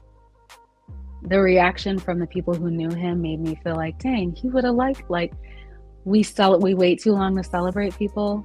And I've been really conscious of celebrating people while they're still living. So I did a whole series on D-Smoke and the Ferris brothers because I just think they're great. And I was like in this mode of I'm celebrating people while they're alive. But yeah, I wish I would have been in a space to do that while he was still living, because I don't think he got celebrated enough in life. Not at all. Not at all. Not in life. Not even as a musician, an artist. No, he didn't. Not at all. Very underrated. Digital underground as a whole. Anyway, that's a whole. I mean, shoot, goodness, a lot of underrated hip hop talent is that's a whole nother thing. But I think that he really would have been like, you have what I imagine when I put on that nose, is like, it was this. I think that's what he would have said to you. That said everything. That said all around the world. That said Humpty Hump. It was just like, oh man, I loved it. I really connected with him because I feel like what I was telling you, what I loved about karaoke, is kind of what he did for himself. He took away the seriousness of it having to be like this perfect thing. He kind of hid himself and created a presentation that was curated for the audience. And that's exactly how I would have been if I had to be famous in that era. I don't want this to be so serious where I can't make a mistake. And I also don't really want you to know the real me all the way. I'm gonna mask it a little bit. So yeah, I connected with him on that. But at the same time, he was really an analytical music genius. He was a studier, a student. Yeah. So definitely underrated for sure. But that was my number 3.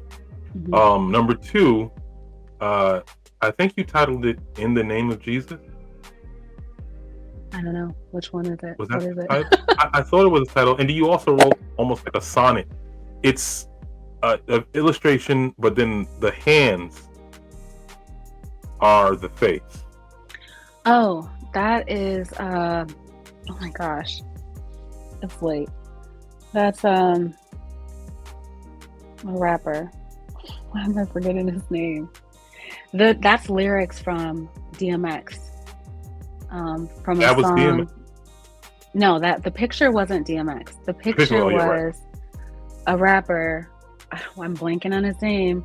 I love his work, and the song is called "I Didn't Go." And DMX's verse is amazing on it. I play it all the time.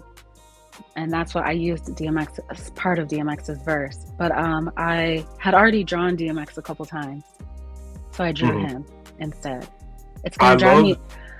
I can't believe I'm forgetting his name. It's just because I'm so bad at trivia. I'm one of those people, I will lose trivia because of the pressure. Like, you know what I mean? I'll lose trivia because of the pressure. I know this guy's name. I play like 3 of his albums all the time, and right now I'm like, oh my gosh, I can't remember his name. It'll come back to you. But yeah. I you know, I say this all the time. You know, anybody who's watching the episodes or listening to them, you will consistently hear me say this. What brings me in first is the visual, obviously, right? But then immediately after that, what I care for more than the visual is the concept. I love conceptual art. It's just, so the hands, I was like, oh, I love this. This is everything. I'm a sucker for good concept. I really am, because it says, to me, it's I think it's like the essence of creativity. You know, it's like, wow, what made you think to do that? You know, I can't take credit for that. That's an image of him. He it took is? a photo. Yeah, he took a photo like that, and I just thought it was powerful as well. And then I felt like powerful. It really connected, ironically, with the DMX verse on his song. Like, DMX went in his song and took over that song. One of my pet peeves about that song is, I'm like, after I heard DMX's verse, I would have went back and re-recorded mine. I don't understand why he put the song out with the verse he wrote, because like he wrote a verse about, and this guy, he does deep music. He's a great storyteller. And I'm telling a terrible story because I can't remember his name, but he's a great storyteller. And for this particular verse, he told like a dumb story about like selling drugs, and it was just so generic and so like predictable. And then DMX comes in, and it's just like, it gives you chills, and it's so powerful. And I'm like, I wonder if he left that. But I mean, like, it would have been one of those moments where like, dang, I gotta rise to this occasion. I gotta rewrite this. We're not putting it out like this. This is my one song with DMX. Oh, yeah. you sound like you're trying to start a cannabis and LL beef. No. Doing it that way. I was going back through to see if his name was here, but it's not. I know I tagged him in it. Wait. Yeah. I hope I'm talking about the same person. I hope I'm talking about the same image. It's interesting. You have at DMX, but you don't have the other guy's name here. Oh, he probably didn't let me tag him. Some people don't let you tag them. Yeah. But the song is his. Did I put the song on it? No, that's not, like, I thought it was called In the Name of Jesus, but it's not. But no, it's not here. Okay, still in all. Well, everyone Googled the song. I didn't go. No. Oh, Joyner Lucas. Yes. Oh my gosh, Joyner Lucas. He's a great storyteller. I think he's a great storyteller. He's always telling great stories in his music. And I listen to his music all the time. I don't know about him. I'm gonna check him out now for sure. Yeah. Yeah. So that was my second favorite. Then my first favorite is, I don't think this is a title, but it's the first thing that you wrote in the caption: anything a woman connects her soul to. And do you know what I'm talking about? No. You have this image of it's almost like a ballerina pose. You don't have her face, but it's like this beautiful flower type thing. Oh, her name is Shayna, and I can't think of her last name, but she's a Black woman fitness influencer. Okay. I think her last name is like Hoffa or something. We follow each other. I thought it was brilliant. I looked at this and I said, oh man, I love the first of all, I love the illustration of that you have of her, and then I love how you infuse the colors. You know, Shayna Maria. Yeah. Is that it? Shayna Fata? Yep, that's her. Yeah. Okay. Yeah. I just really like her page and her energy, and She has a lot of followers, but I inboxed her once and asked a question about what she posted, and she was just she's so nice. And so her energy is just like flowery and natural. And I was playing with Sharpies at the time. I can't use, so it's funny. I started out as a painter. I started using pencil because as a mom, pencil was easier. It's more affordable. I can put it away quickly when the kids, I understand. and if they take my pencil, I can replace it for cheap. I was experimenting with Sharpie, but I can't keep the Sharpies because my kids take the Sharpies. It's like I can't keep enough Sharpies. They disappear as fast as I buy them. And it's just like, so that's why you don't see me using Sharpie a lot. I can't keep them away out of my kids' little hands and they disappear quick. And so I end up not doing Sharpie all the time. I have to buy a pack and do Sharpie for a couple weeks and then they're all gone. And painting is just, it's the same thing. It's hard. You got to get it all out. You got to do it, clean it all up. It's just harder. So the pencil stuff, a lot of times I'm carrying drawings with me at like my daughter's gymnastics practice, or, you know, sometimes I work at a interior decorating store and it's quiet and I pull out my pencil. Like, so it's very, you know, it's user friendly for me. But yeah, I was experimenting with Sharpie at the time as a way to bring some color in that wasn't paint, because paint is hard for me to find time to do and keep organized. So well, I'm glad that you didn't have paint, because this amazing. I loved it. I love the patterns. The patterns are deep, like the symmetry of them. This is why it was once again, man. Once again, it's like, this is what I'm talking about. I see this, and then it's like, okay, please talk to me so you can tell me about your work. This is what I'm interested in. It's just, I don't see this and say, ooh, how good do you look? Or whatever. You know what I mean? Like, it's just like, it's just the work. It's just, this is my favorite. I actually put that on a shirt and wore that for a while because I liked it too. Did people say anything about that? I put that on a shirt for myself. No. Oh, for like a couple years I was putting some pieces on clothing and offering them, but people that I would give them to liked it, but they weren't selling so much. So I don't do it as a practice anymore. If someone asked me to, I would. But this is great.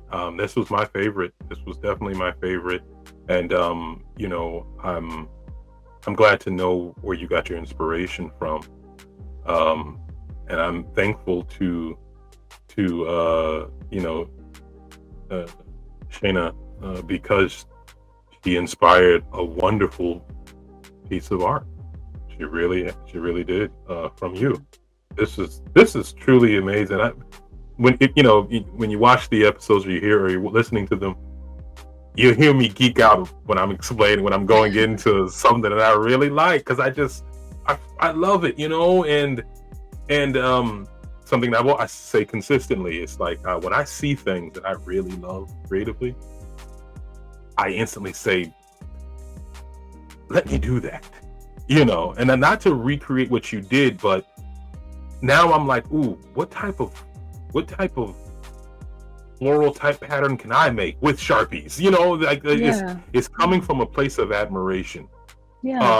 Because I didn't think of this in my mind, you know, and then seeing it, it's like, oh man, well, I'm a creative too. What could I do? Because this is magnificent. It really is. I could go on and on about it. That's not what this, you know. It's nice to hear, because, you know, I pay attention to what gets the most engagement and what people like. And I really like that piece, but I haven't heard anyone else. And so, like, when I'm thinking about, oh, what should I do next?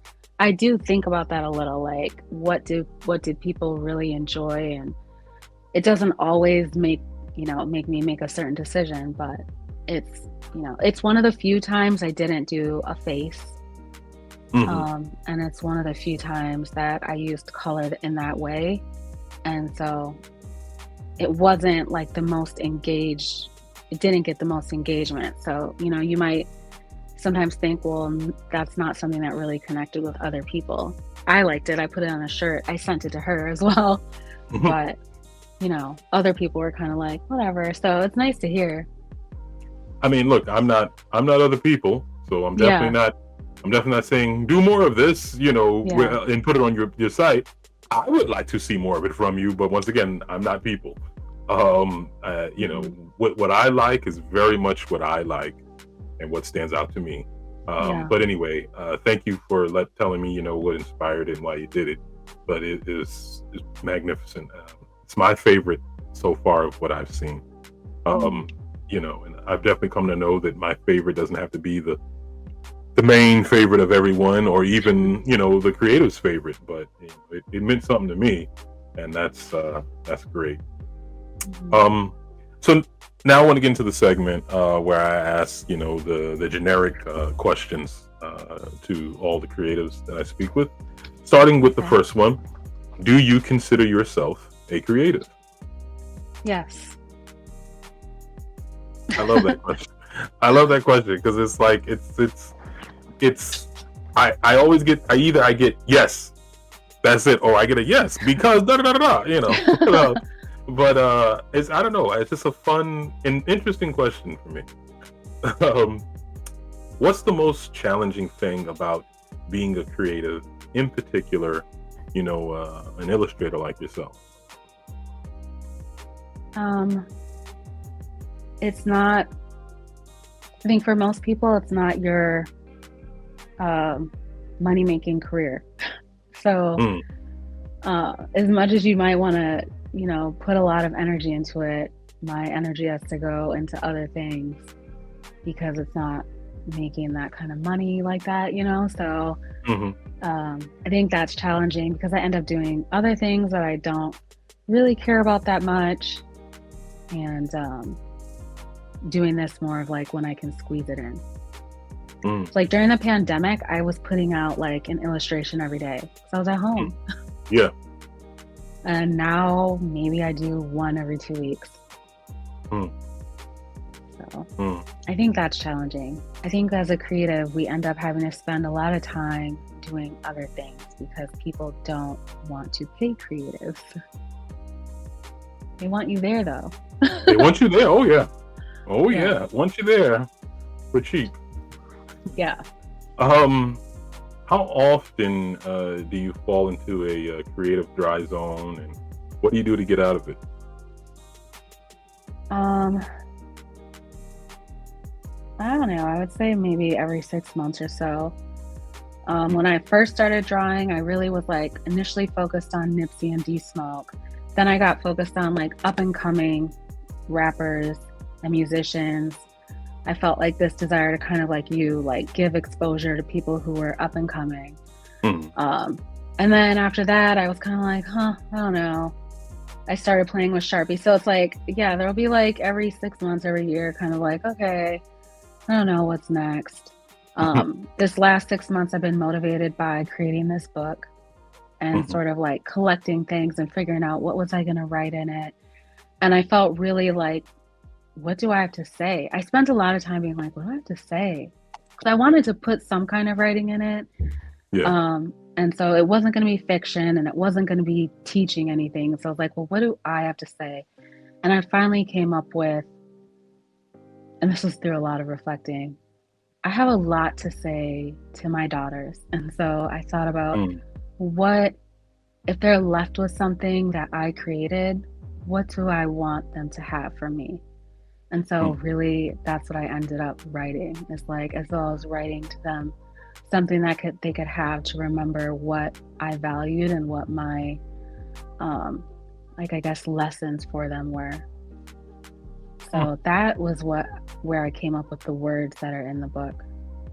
But that was through a lot of sitting and thinking. So that's the interesting thing about being a creative. I'll say it's a lot of times I might look like I'm doing nothing, but I'm thinking.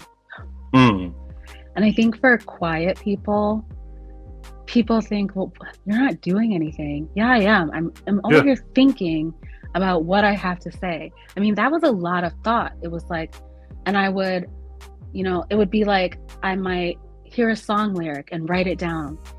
because, oh, that feels like something. Or I might say something like how I was telling you the stories about the watchers and doers and the talkers. I tell that story a lot because it was like, it's just a thing that I feel like really passionate about. Mm-hmm. And I was like, oh, that's something I have to say. So it was like all these moments of like, well, what do I have to say? And what do I want to say? And I would just be thinking. I'd be sitting in my car sometimes like, yeah. Oh, I would see a post on social media like, oh yeah, it makes me think of this. Or, so many things would be happening and I'd be like, quickly write it down. But so I think a lot of times people are like, well, you're not doing anything. Yes, I am. I'm thinking. I'm thinking. And I'm listening to music. And I do, listening to music is serious business to me. Oh yeah. So, oh yeah. Yeah. This Chef Jamila B, excellent chef, excellent entrepreneur. I don't know which one I don't know which one she's greater in. She had stated that, when I'm quiet, something's big is about to happen. Exactly. Yeah, because she's doing just that. She's putting things together. Yeah. Yeah. So yeah, it's that's don't sleep on people when they appear to be doing nothing. Right. Yeah. Oh well, you actually already answered that. Just speaking earlier. I'll go on to the next one. As a creative, if you have the time, what art form would you like to get into and become really good at and make a major focus on? I think singing. I think that was like. I figured you'd say that. Yeah. I would love to get out of my shell with that. Sometimes I tell people that, and I think they think I'm joking. No, I thought you were very serious because it's just like. It's like, why would you You're say rare, though. I think I said it like 6 times today. No, because I don't know. Because I'm like, I tell you what. Like I said, I was in. I'm a learning and development expert. I used to do sales training and stuff. And one of the things that I would teach is you have to listen to what a person is saying and also listen to what they're not saying. Because what they're not saying sometimes can be much bigger than what's actually coming out of their mouths. And then I would also say, if they're saying something to you, anything to you, it's worth you paying attention to. They're not, especially when they know you're trying to sell them. Everything that's coming out their mouth, once they know you're trying to sell them, is key. You have to pay attention to that because you're going to need to use this. So through that, I when you said it, I'm like, okay, why would you just say that if you weren't serious? It's just kind of, it would be ridiculous. There was nothing to gain from it. The mood of the conversation, the way things were going, didn't prompt you to make that up. So based off of those factors, I took it as, okay, yes, I believe you. I had nothing said, don't believe that. Maybe if we were at a bus stop or something and you just, we just chatting up like, I can sing. I'm like, okay. Maybe under those circumstances, but no, this situation nothing said not to believe you. So, I don't know what other situations people are in. I can't speak for everybody, but I didn't get that at all. But it's interesting if some people think that you're not telling the truth. I don't know why. But I agree when it comes to singing. I mean,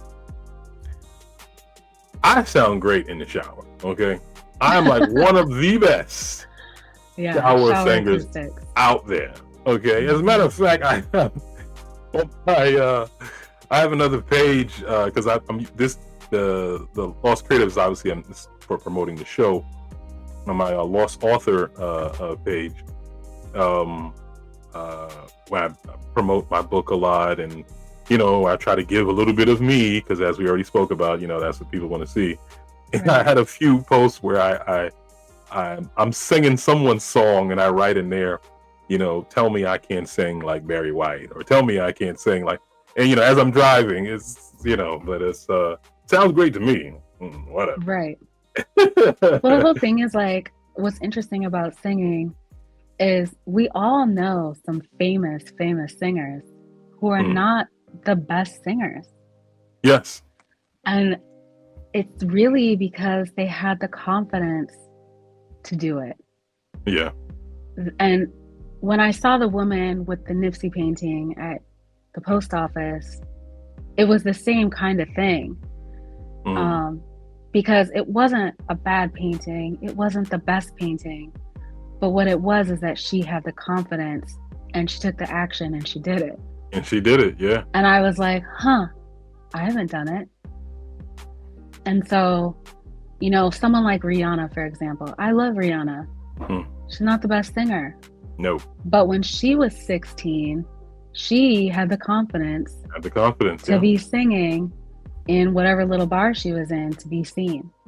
So she already was in a place that, for me, I had to grow to get to, of that kind of confidence.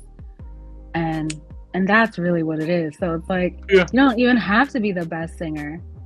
Some of these people can't hold a note past, their 5-point range, and no one cares. And no one cares. So it's like being the person who just does it. They say confidence is key. Yeah.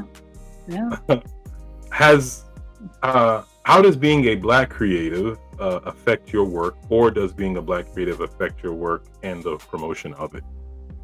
It's absolutely central. I grew up in St. Paul, Minnesota, which, surprising to most people, is very diverse. I always tell people after the George Floyd uprisings, I don't want to hear anything about being surprised there's Black people in Minnesota. That we all saw, and if you didn't, dig your head out of the hole and go back and look. There are plenty of Black people in the Twin Cities. So I grew up in a really diverse community, but and they have this beautiful museum there called the Walker Art Center. Okay. And so for me, the Walker Art Center as a young woman kind of felt like church. Like I would go there and just feel so like it's quiet, peaceful. And they had, when you walked in, there was this huge painting, like 15 feet by 10 feet of Chuck Close. And if you know Chuck Close, he was a white man and he did the dot painting. Yeah, I know. And it was surrealism. It was just realism, photorealism. Sorry. He was one of the first painters who did photorealism. And I was just like amazed by that work. And then as you would walk through the museum, the only Black art I saw was connected to slavery. So Kara Walker, who's really well known, she does a lot of art that is connected to the diaspora. I particularly don't enjoy her work, although I respect her for getting into the places she's gotten into. I'm tired of seeing our trauma. And I really wanted us to have just, Chuck Close gets to have portraits of his face unshaven with his hair crazy and his glasses on in these fine art spaces, and it's celebrated. And I remember around that time I discovered Kehinde Wiley, who he did President Obama's portrait, and he does like the Black men with the flowers around them. And I really loved that. Because he would like do this juxtaposition of sort of like hip hop wear with regal situations with the flowers and the Black men. And so it was like this mix of masculinity and sensuality and femininity. And I loved what he was doing. But I also was like, we don't have to be in these like, I don't know, Eurocentric scenarios either. Yeah. But I get what he was doing. And he's my favorite. He's one of my favorite artists. So I'm not critiquing him. I just wanted to do something a little different. And I was just like, one of the things that like Nipsey and Tupac, what I loved about them was their just high intelligence in their streetwear in there. I'm not changing type of, vibe and attitude. And it's like, the intelligence doesn't have to come in a suit. The intelligence doesn't have to present as Eurocentric. And the beauty of us is so everyday. Like, people love our culture. People love us. Yes, they do. Love us, and they're watching us to see what the next move is all the time. Yep. And I want to celebrate that. So every day when we are just in our regular time, people are watching and observing. And this is like a little segue, but I feel really passionate about this, and I've been on my high horse about this lately. Go ahead, particularly for Black women. This idea that people don't like Black women, and I see a lot of Black women posting about it and complaining about it or whatever, reflecting on it. Why don't people like Black women? And one thing I want is for people to stop repeating that. It's not good for our girls to hear, and it's just not true. The entire world is watching Black women all the time to see what the next fashion will be, to see what the next music will be, to see what the next everything is. The entire world is watching us, and sometimes envy presents as hate. And sometimes jealousy presents as disgust. And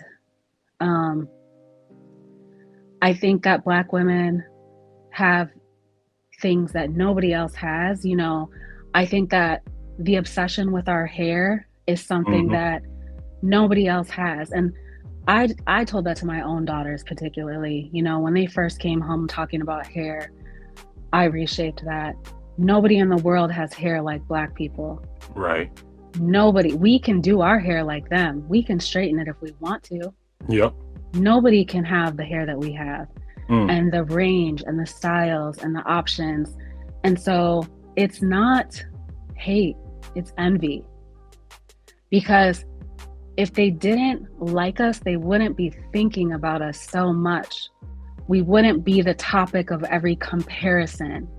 It wouldn't be, well, I don't like women because, or I don't like Black women because, and that's why I go with this type of woman. They wouldn't even mention us if we were not important. And so I feel passionate about like reshaping the conversation about it. And then you'll also see that a lot of my illustration subjects are Black men, because I love Black men and I want to celebrate them in their everyday. And so, I started out drawing the Black men that I was just drawn to drawing because I wanted to. And honestly, when I have my free time, that's what I still do. The not President Obamas, the not, I'm blanking out because I'm bad at trivia, but the not suited up, acceptable, the guys that we all knew growing up. Like, I want to celebrate that aesthetic and the regality that they carry. So that, to me, it's like absolutely central to the experience. And it's what I felt was missing when I would walk through that museum, the Walker Art Center. And I'd be like, well, dang, how come when we show up, it's slavery?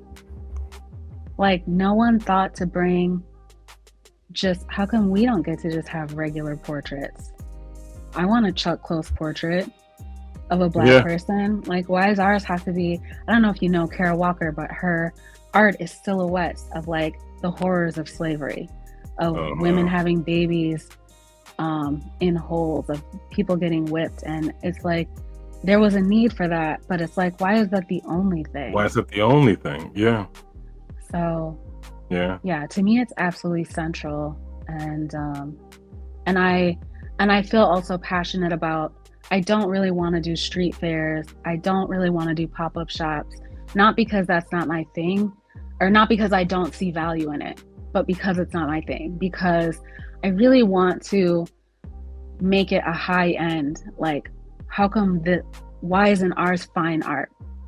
Like Mm. you can access me directly, or my goal is to be in a gallery or something like that.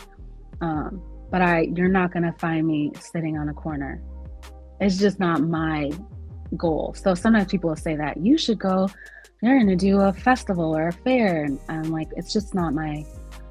I don't want to be accessible in that way because I really want to Kahinde Wiley myself. Got you. He's You know, he's the goal right there. you know, you said a mouthful. Um, uh, uh, I understand the importance in displaying, our tragic and miserable conditions throughout time, especially here in this country. However, I think that there's a follow-up. There should be a follow-up done. Or I think we should find a better way. Obviously, there's what became of Bill Cosby's legacy. And I'm not defending him. But what I think was wrong was to attack his legacy. You can attack him for what he did, but this man found a way when no one else was doing it to make Black people on primetime television be viewed as human beings. Mm-hmm. And then he had the audacity to make it funny. Yeah. Black art in the background. Yeah.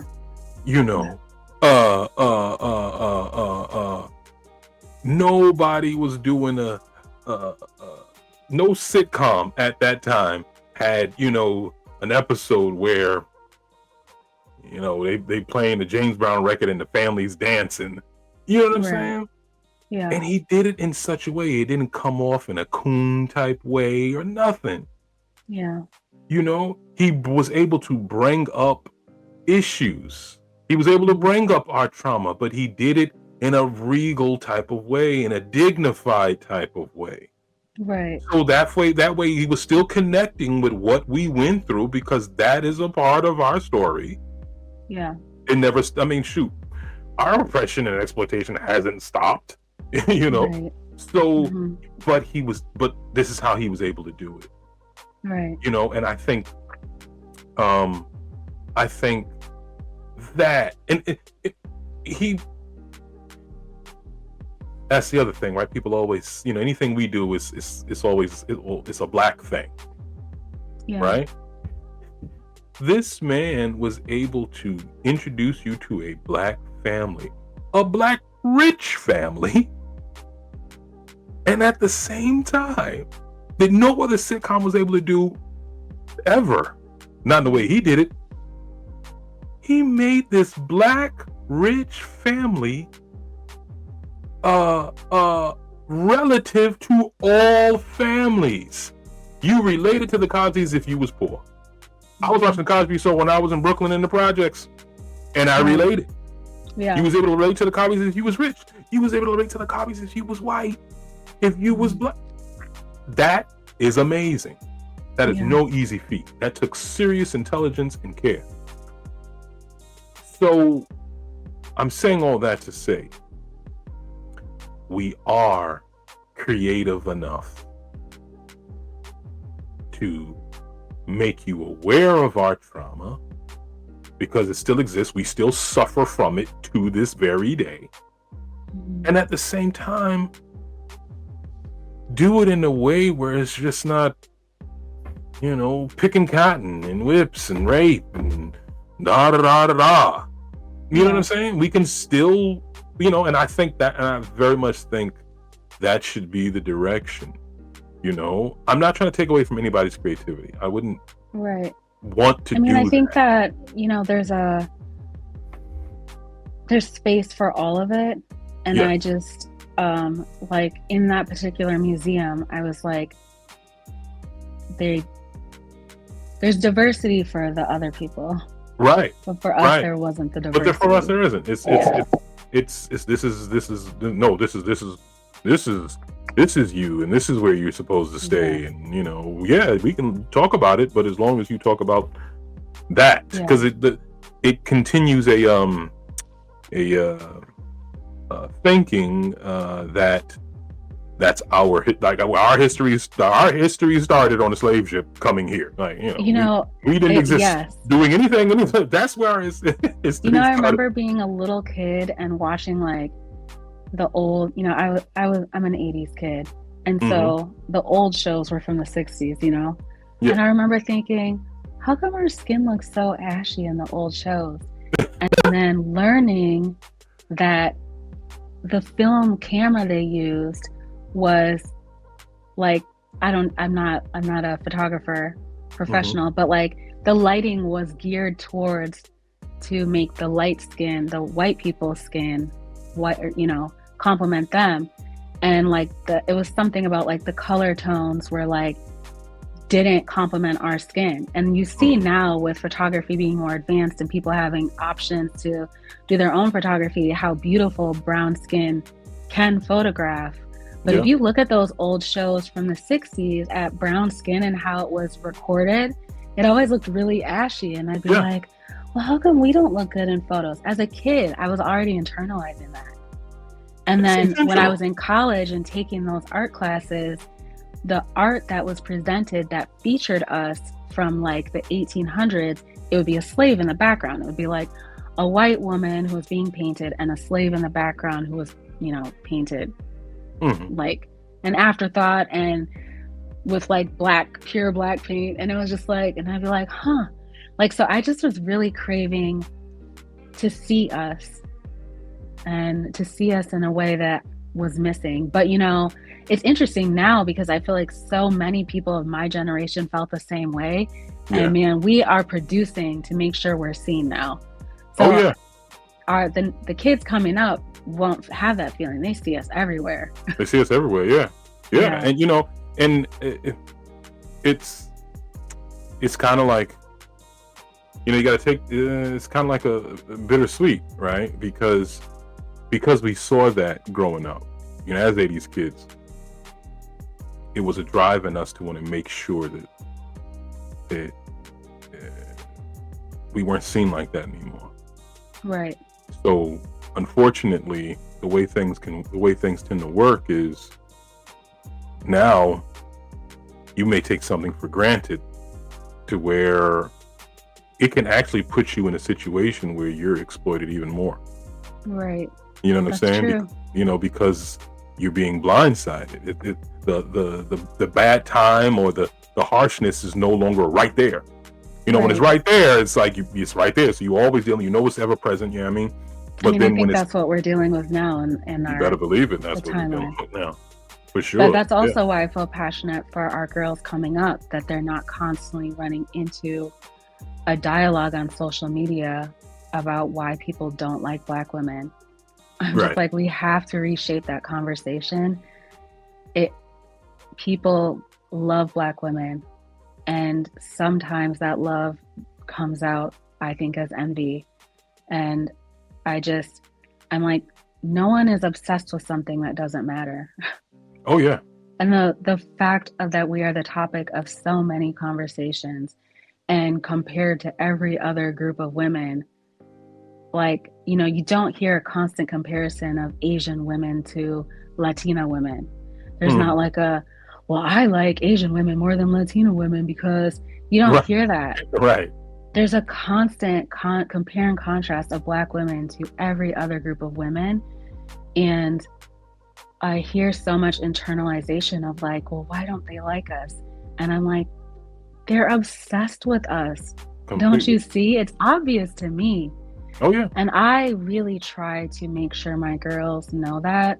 I remember my daughter came home in like early years, I want to say pre-K 4, and she said she wanted her hair straight. And I said, well, why? And she said, oh, well, my friend has straight hair and I want my hair to be straight. And I said, I feel so sad for her that her hair has to be straight every day. And she never gets to have like pretty braids like you. And she never gets to have barrettes in her hair. It just has to hang there every day. That's so sad. And you know what? I don't know what she said at school, but then a couple days later, that little girl had really sad looking little braids in her hair. And okay, where did it go, Mom? But it's just an example of like reshaping the conversation. Yeah. Like, and that's my, I don't know, it's like my little soapbox right now, because I'm like, I'm so tired of the conversation everywhere. And do you know how that feels to internalize that? Like, no, people love Black women. The entire world is obsessed with us. It comes across as hate, but it's just, yeah. No one gets that much attention for no reason. No, exactly. And no one gets that much critique for no reason. Yep. Yeah. So, that's my soapbox. No, it's great. It's great, and I appreciated it. And it sometimes it's I'm gonna say sometimes, regardless of the space, if these type of conversations present themselves, I think that they should be had. You know what I'm saying? Yeah, I mean, I want Black women in particular to be conscious of repeating that. Because when you're repeating it to yourself, and then 2, you're repeating it to all the younger women who are listening to you. And we just need to stop giving that energy. It's interesting. Like that's a stance you're taking, due to I mean, you've always felt that way, but obviously with what's recently been going on, it's becoming more of an irritation. Growing up in Minnesota, I grew up identifying as dark skinned. It's just like that in Minnesota. There's a lot of mixed race people. There's a lot of mixing. And then, so that was really how I saw myself. I'm the darkest person in my immediate family. And so I grew up feeling like a dark skinned Black girl. When I moved to New York, they were kind of like, what? You're okay. And then when I moved to DC, it was even more so, because there's not as many mixed people in DC. There's not much mixing. And so it's just, I feel like in a way I've experienced being perceived as all the things. I've been perceived as dark skin in Minnesota. I've been perceived as brown skin. And in some circles, I'm perceived as looking ambiguous. They want to know, well, what's your background, or what do you mix with?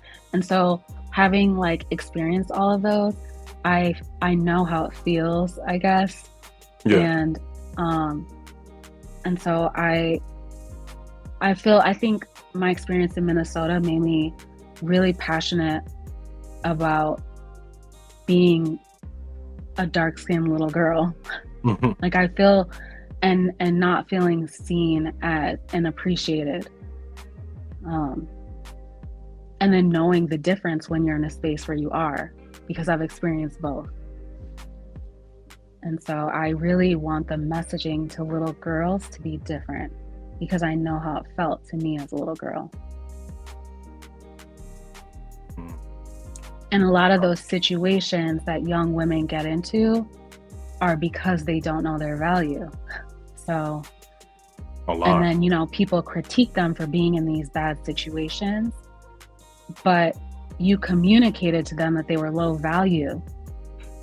And then you were mad that they treated themselves like they were low value. So it's my new soapbox. I said earlier that a lot of our perceptions have to do with the lack of the right example being set for us growing up. That definitely was my perception. My parents made it very clear for us to think very highly of ourselves because we were Black, and once again, it's all about, you can, not everything, but mostly everything you can pinpoint straight down to, okay, what were you getting in the home? Or what were you not getting in the home? My soapbox for the longest time, and as of current, something that I just wish people would stop doing, Black people in particular, is, I have a thing. I am not going to say anything negative about a Black person in public. Right.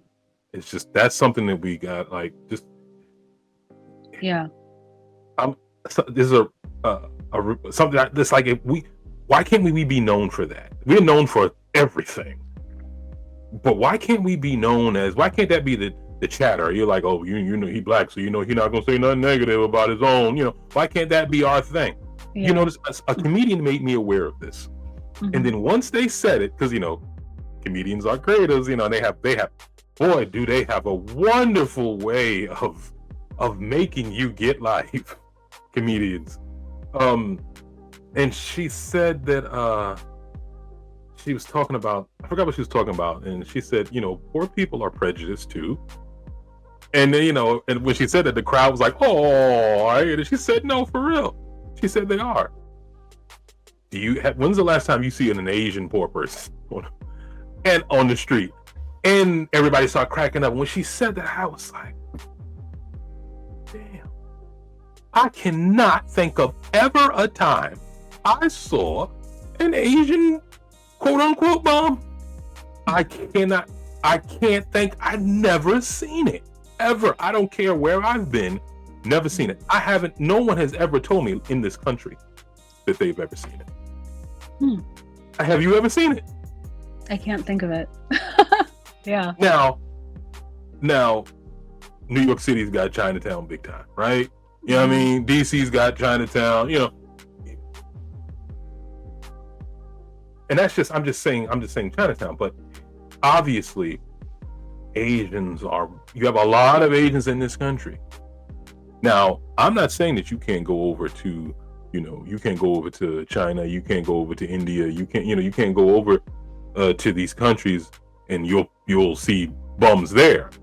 Yeah.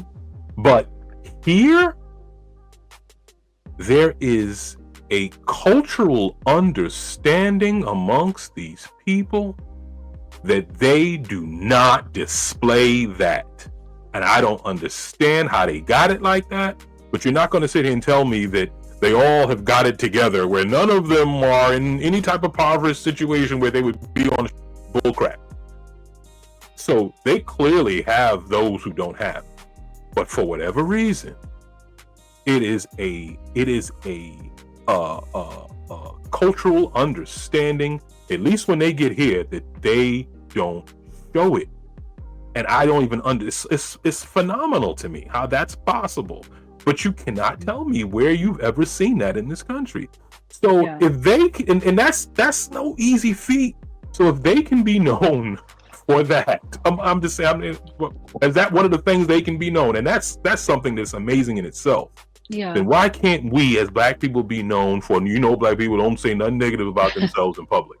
It's like, can we start that, please? Because we do more than enough damage to ourselves talking about ourselves especially amongst other people. It's like, come on, man, keep that in house. Don't so the way you feel, and then you're absolutely right, I agree with you 100%, the way you feel about Black women, repeating this stupidity, that's very much how I feel when another Black person is running their mouth about another Black person. It's like, especially in front of people who aren't Black, then it's just like, oh my goodness, you're killing me. Like, stop. stop. Would you stop, please? You're not Yeah. helping anybody. You're not helping yourself. It's just, man. So we got some work to do. Yeah. But get back. The last question of that segment is, what are you the most thankful for as it relates to your creativity? What are you the most thankful for as it relates to your creative journey? I'll say the first thing that pops in my head, but I want to preface it by saying I don't want to sound insensitive to the people who had a terrible time or loss of life. But for me, the pandemic was a reset. So I was teaching in a jail when the pandemic hit, in DC jail. And the trauma that I was witnessing was really starting to be heavy on me. Like a lot of dread when I had to enter the facility. The pandemic was really terrible in there. And I was just so exhausted from seeing trauma. Public schools are full of trauma anyway. I was tired of funerals. I was tired of court cases. I was just exhausted. And so for me, the pandemic was a break. I was at home with my kids. I am thankful that I was in my home was pleasant. I like my kids. I saw a lot of people during that time complaining about being home with their kids. And I was like, wow, if you don't like your kids, that's your fault. You made them who they are. Mm-hmm. So I like my kids. We were taking walks every day. I was creative. I was creating. I was listening to music. I was drawing. I was completely tapped into who I wanted to be. I was being a mom. And it was sort of a chance to reset and just to,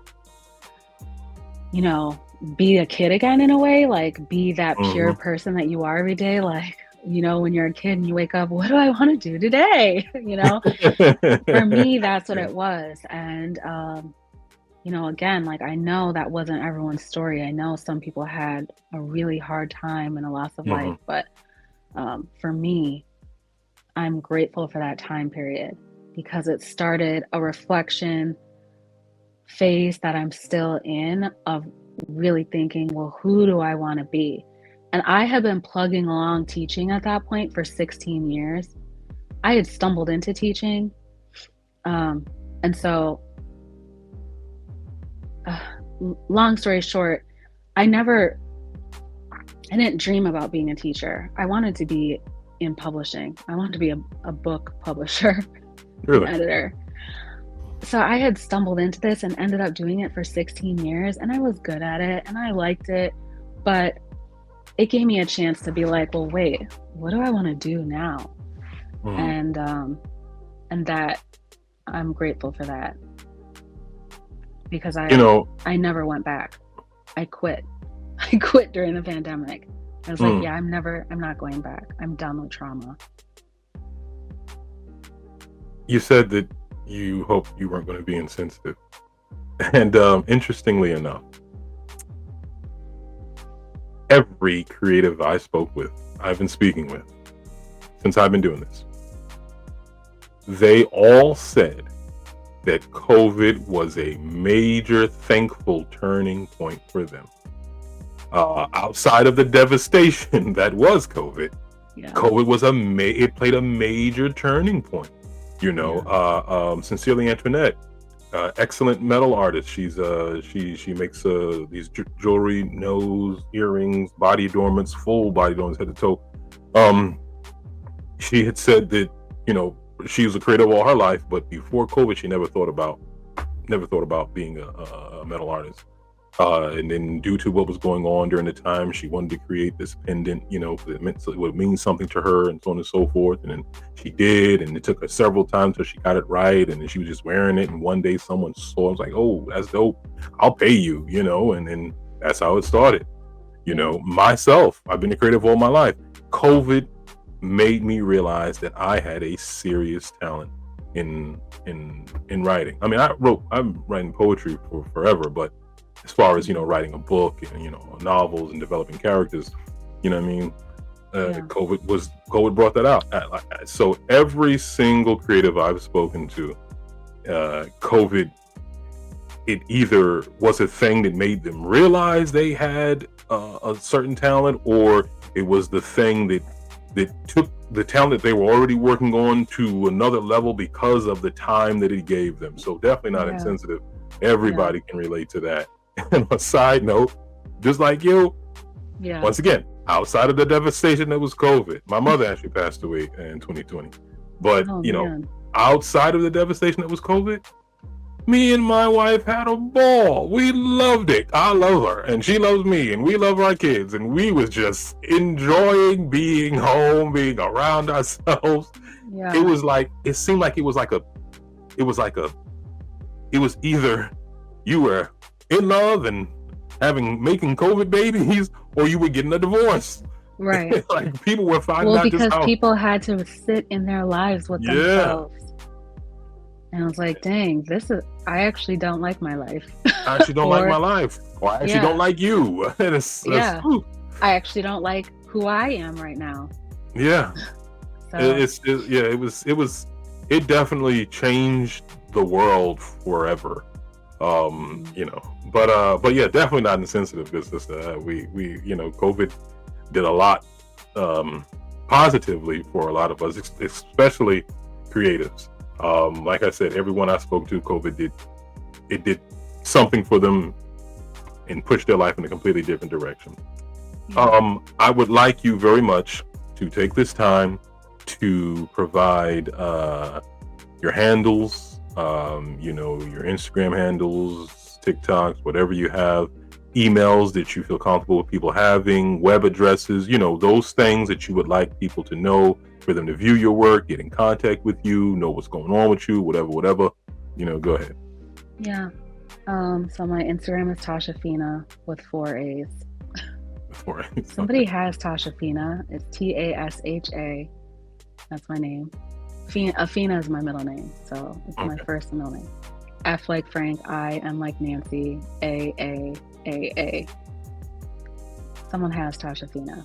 So I had to make it my own. Had to make it your own. There you go. Creative. My TikTok is the same.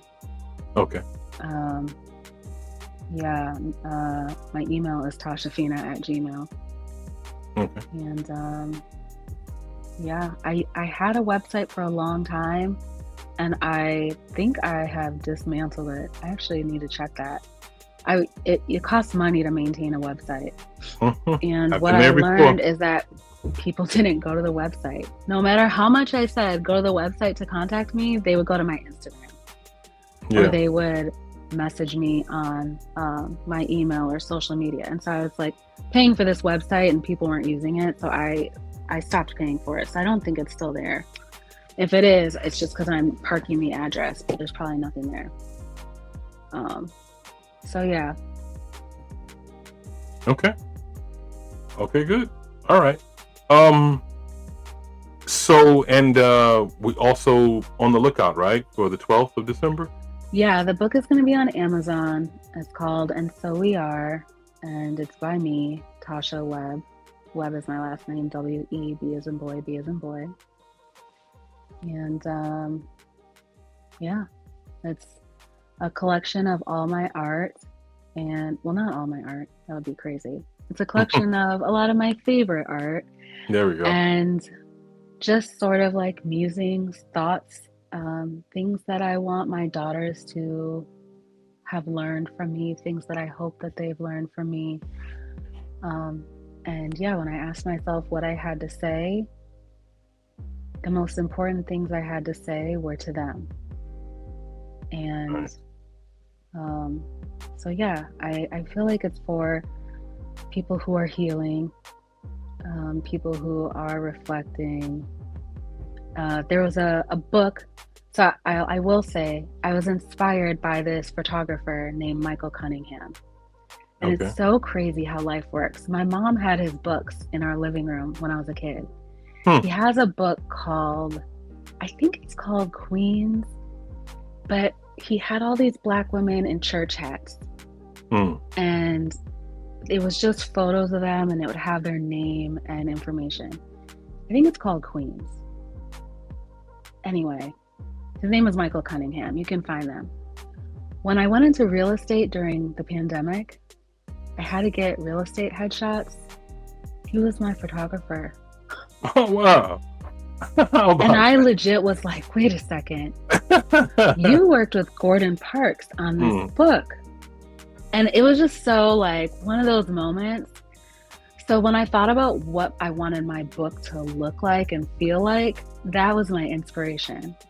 Nice. Michael Cunningham's book of the Black women in the church hats. And because I'm bad at trivia, I'm forgetting the name of the book, but I can picture it. But that was the inspiration.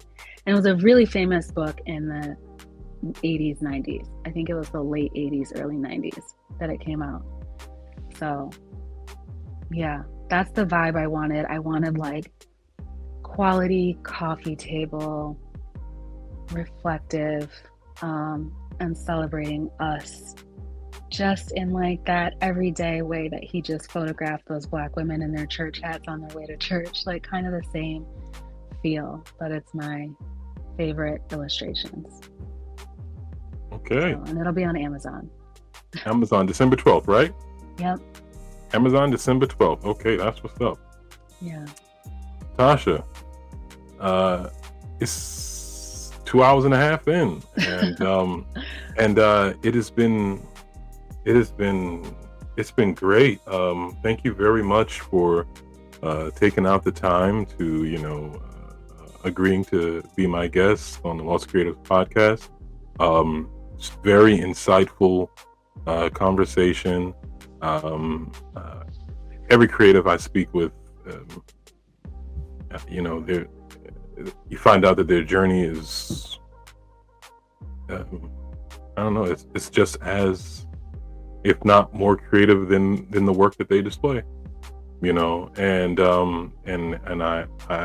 I loved every bit of it.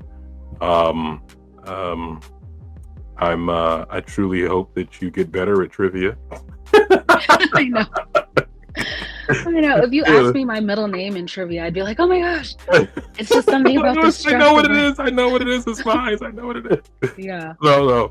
But no, it's great. Like I said, this has been the Weekend for Perspective, and I very much love hearing your outlook as it related to art, as it relates to life. You are most certainly a creative through and through. I will be on the lookout on December 12th for your book. Every time you're putting out something, I'm going to continue to promote it. I think that you are most certainly a L.O.S.T creative, and everyone needs to recognize and get involved with your work. It's really good, and I very much hope that you eventually, I have no doubt that you get to the point where it is what you're doing every day. Thank you. So thank you very much. I really do appreciate it. Yeah, I appreciate you thinking of me. It's I never take it for granted. Sweet. I hope you never do. So excuse me. Once again, the ever perspective Tashafina, thank you once again for being on the L.O.S.T Creatives podcast. Thank you everybody, all Black and brown creatives everywhere who are listening, who are watching. Please continue to watch, like, and subscribe. Please continue to download, on Spotify and Apple Podcasts and all the other channels. Thank you very much. As always, know you are a creative, and tell me your story. Thank you.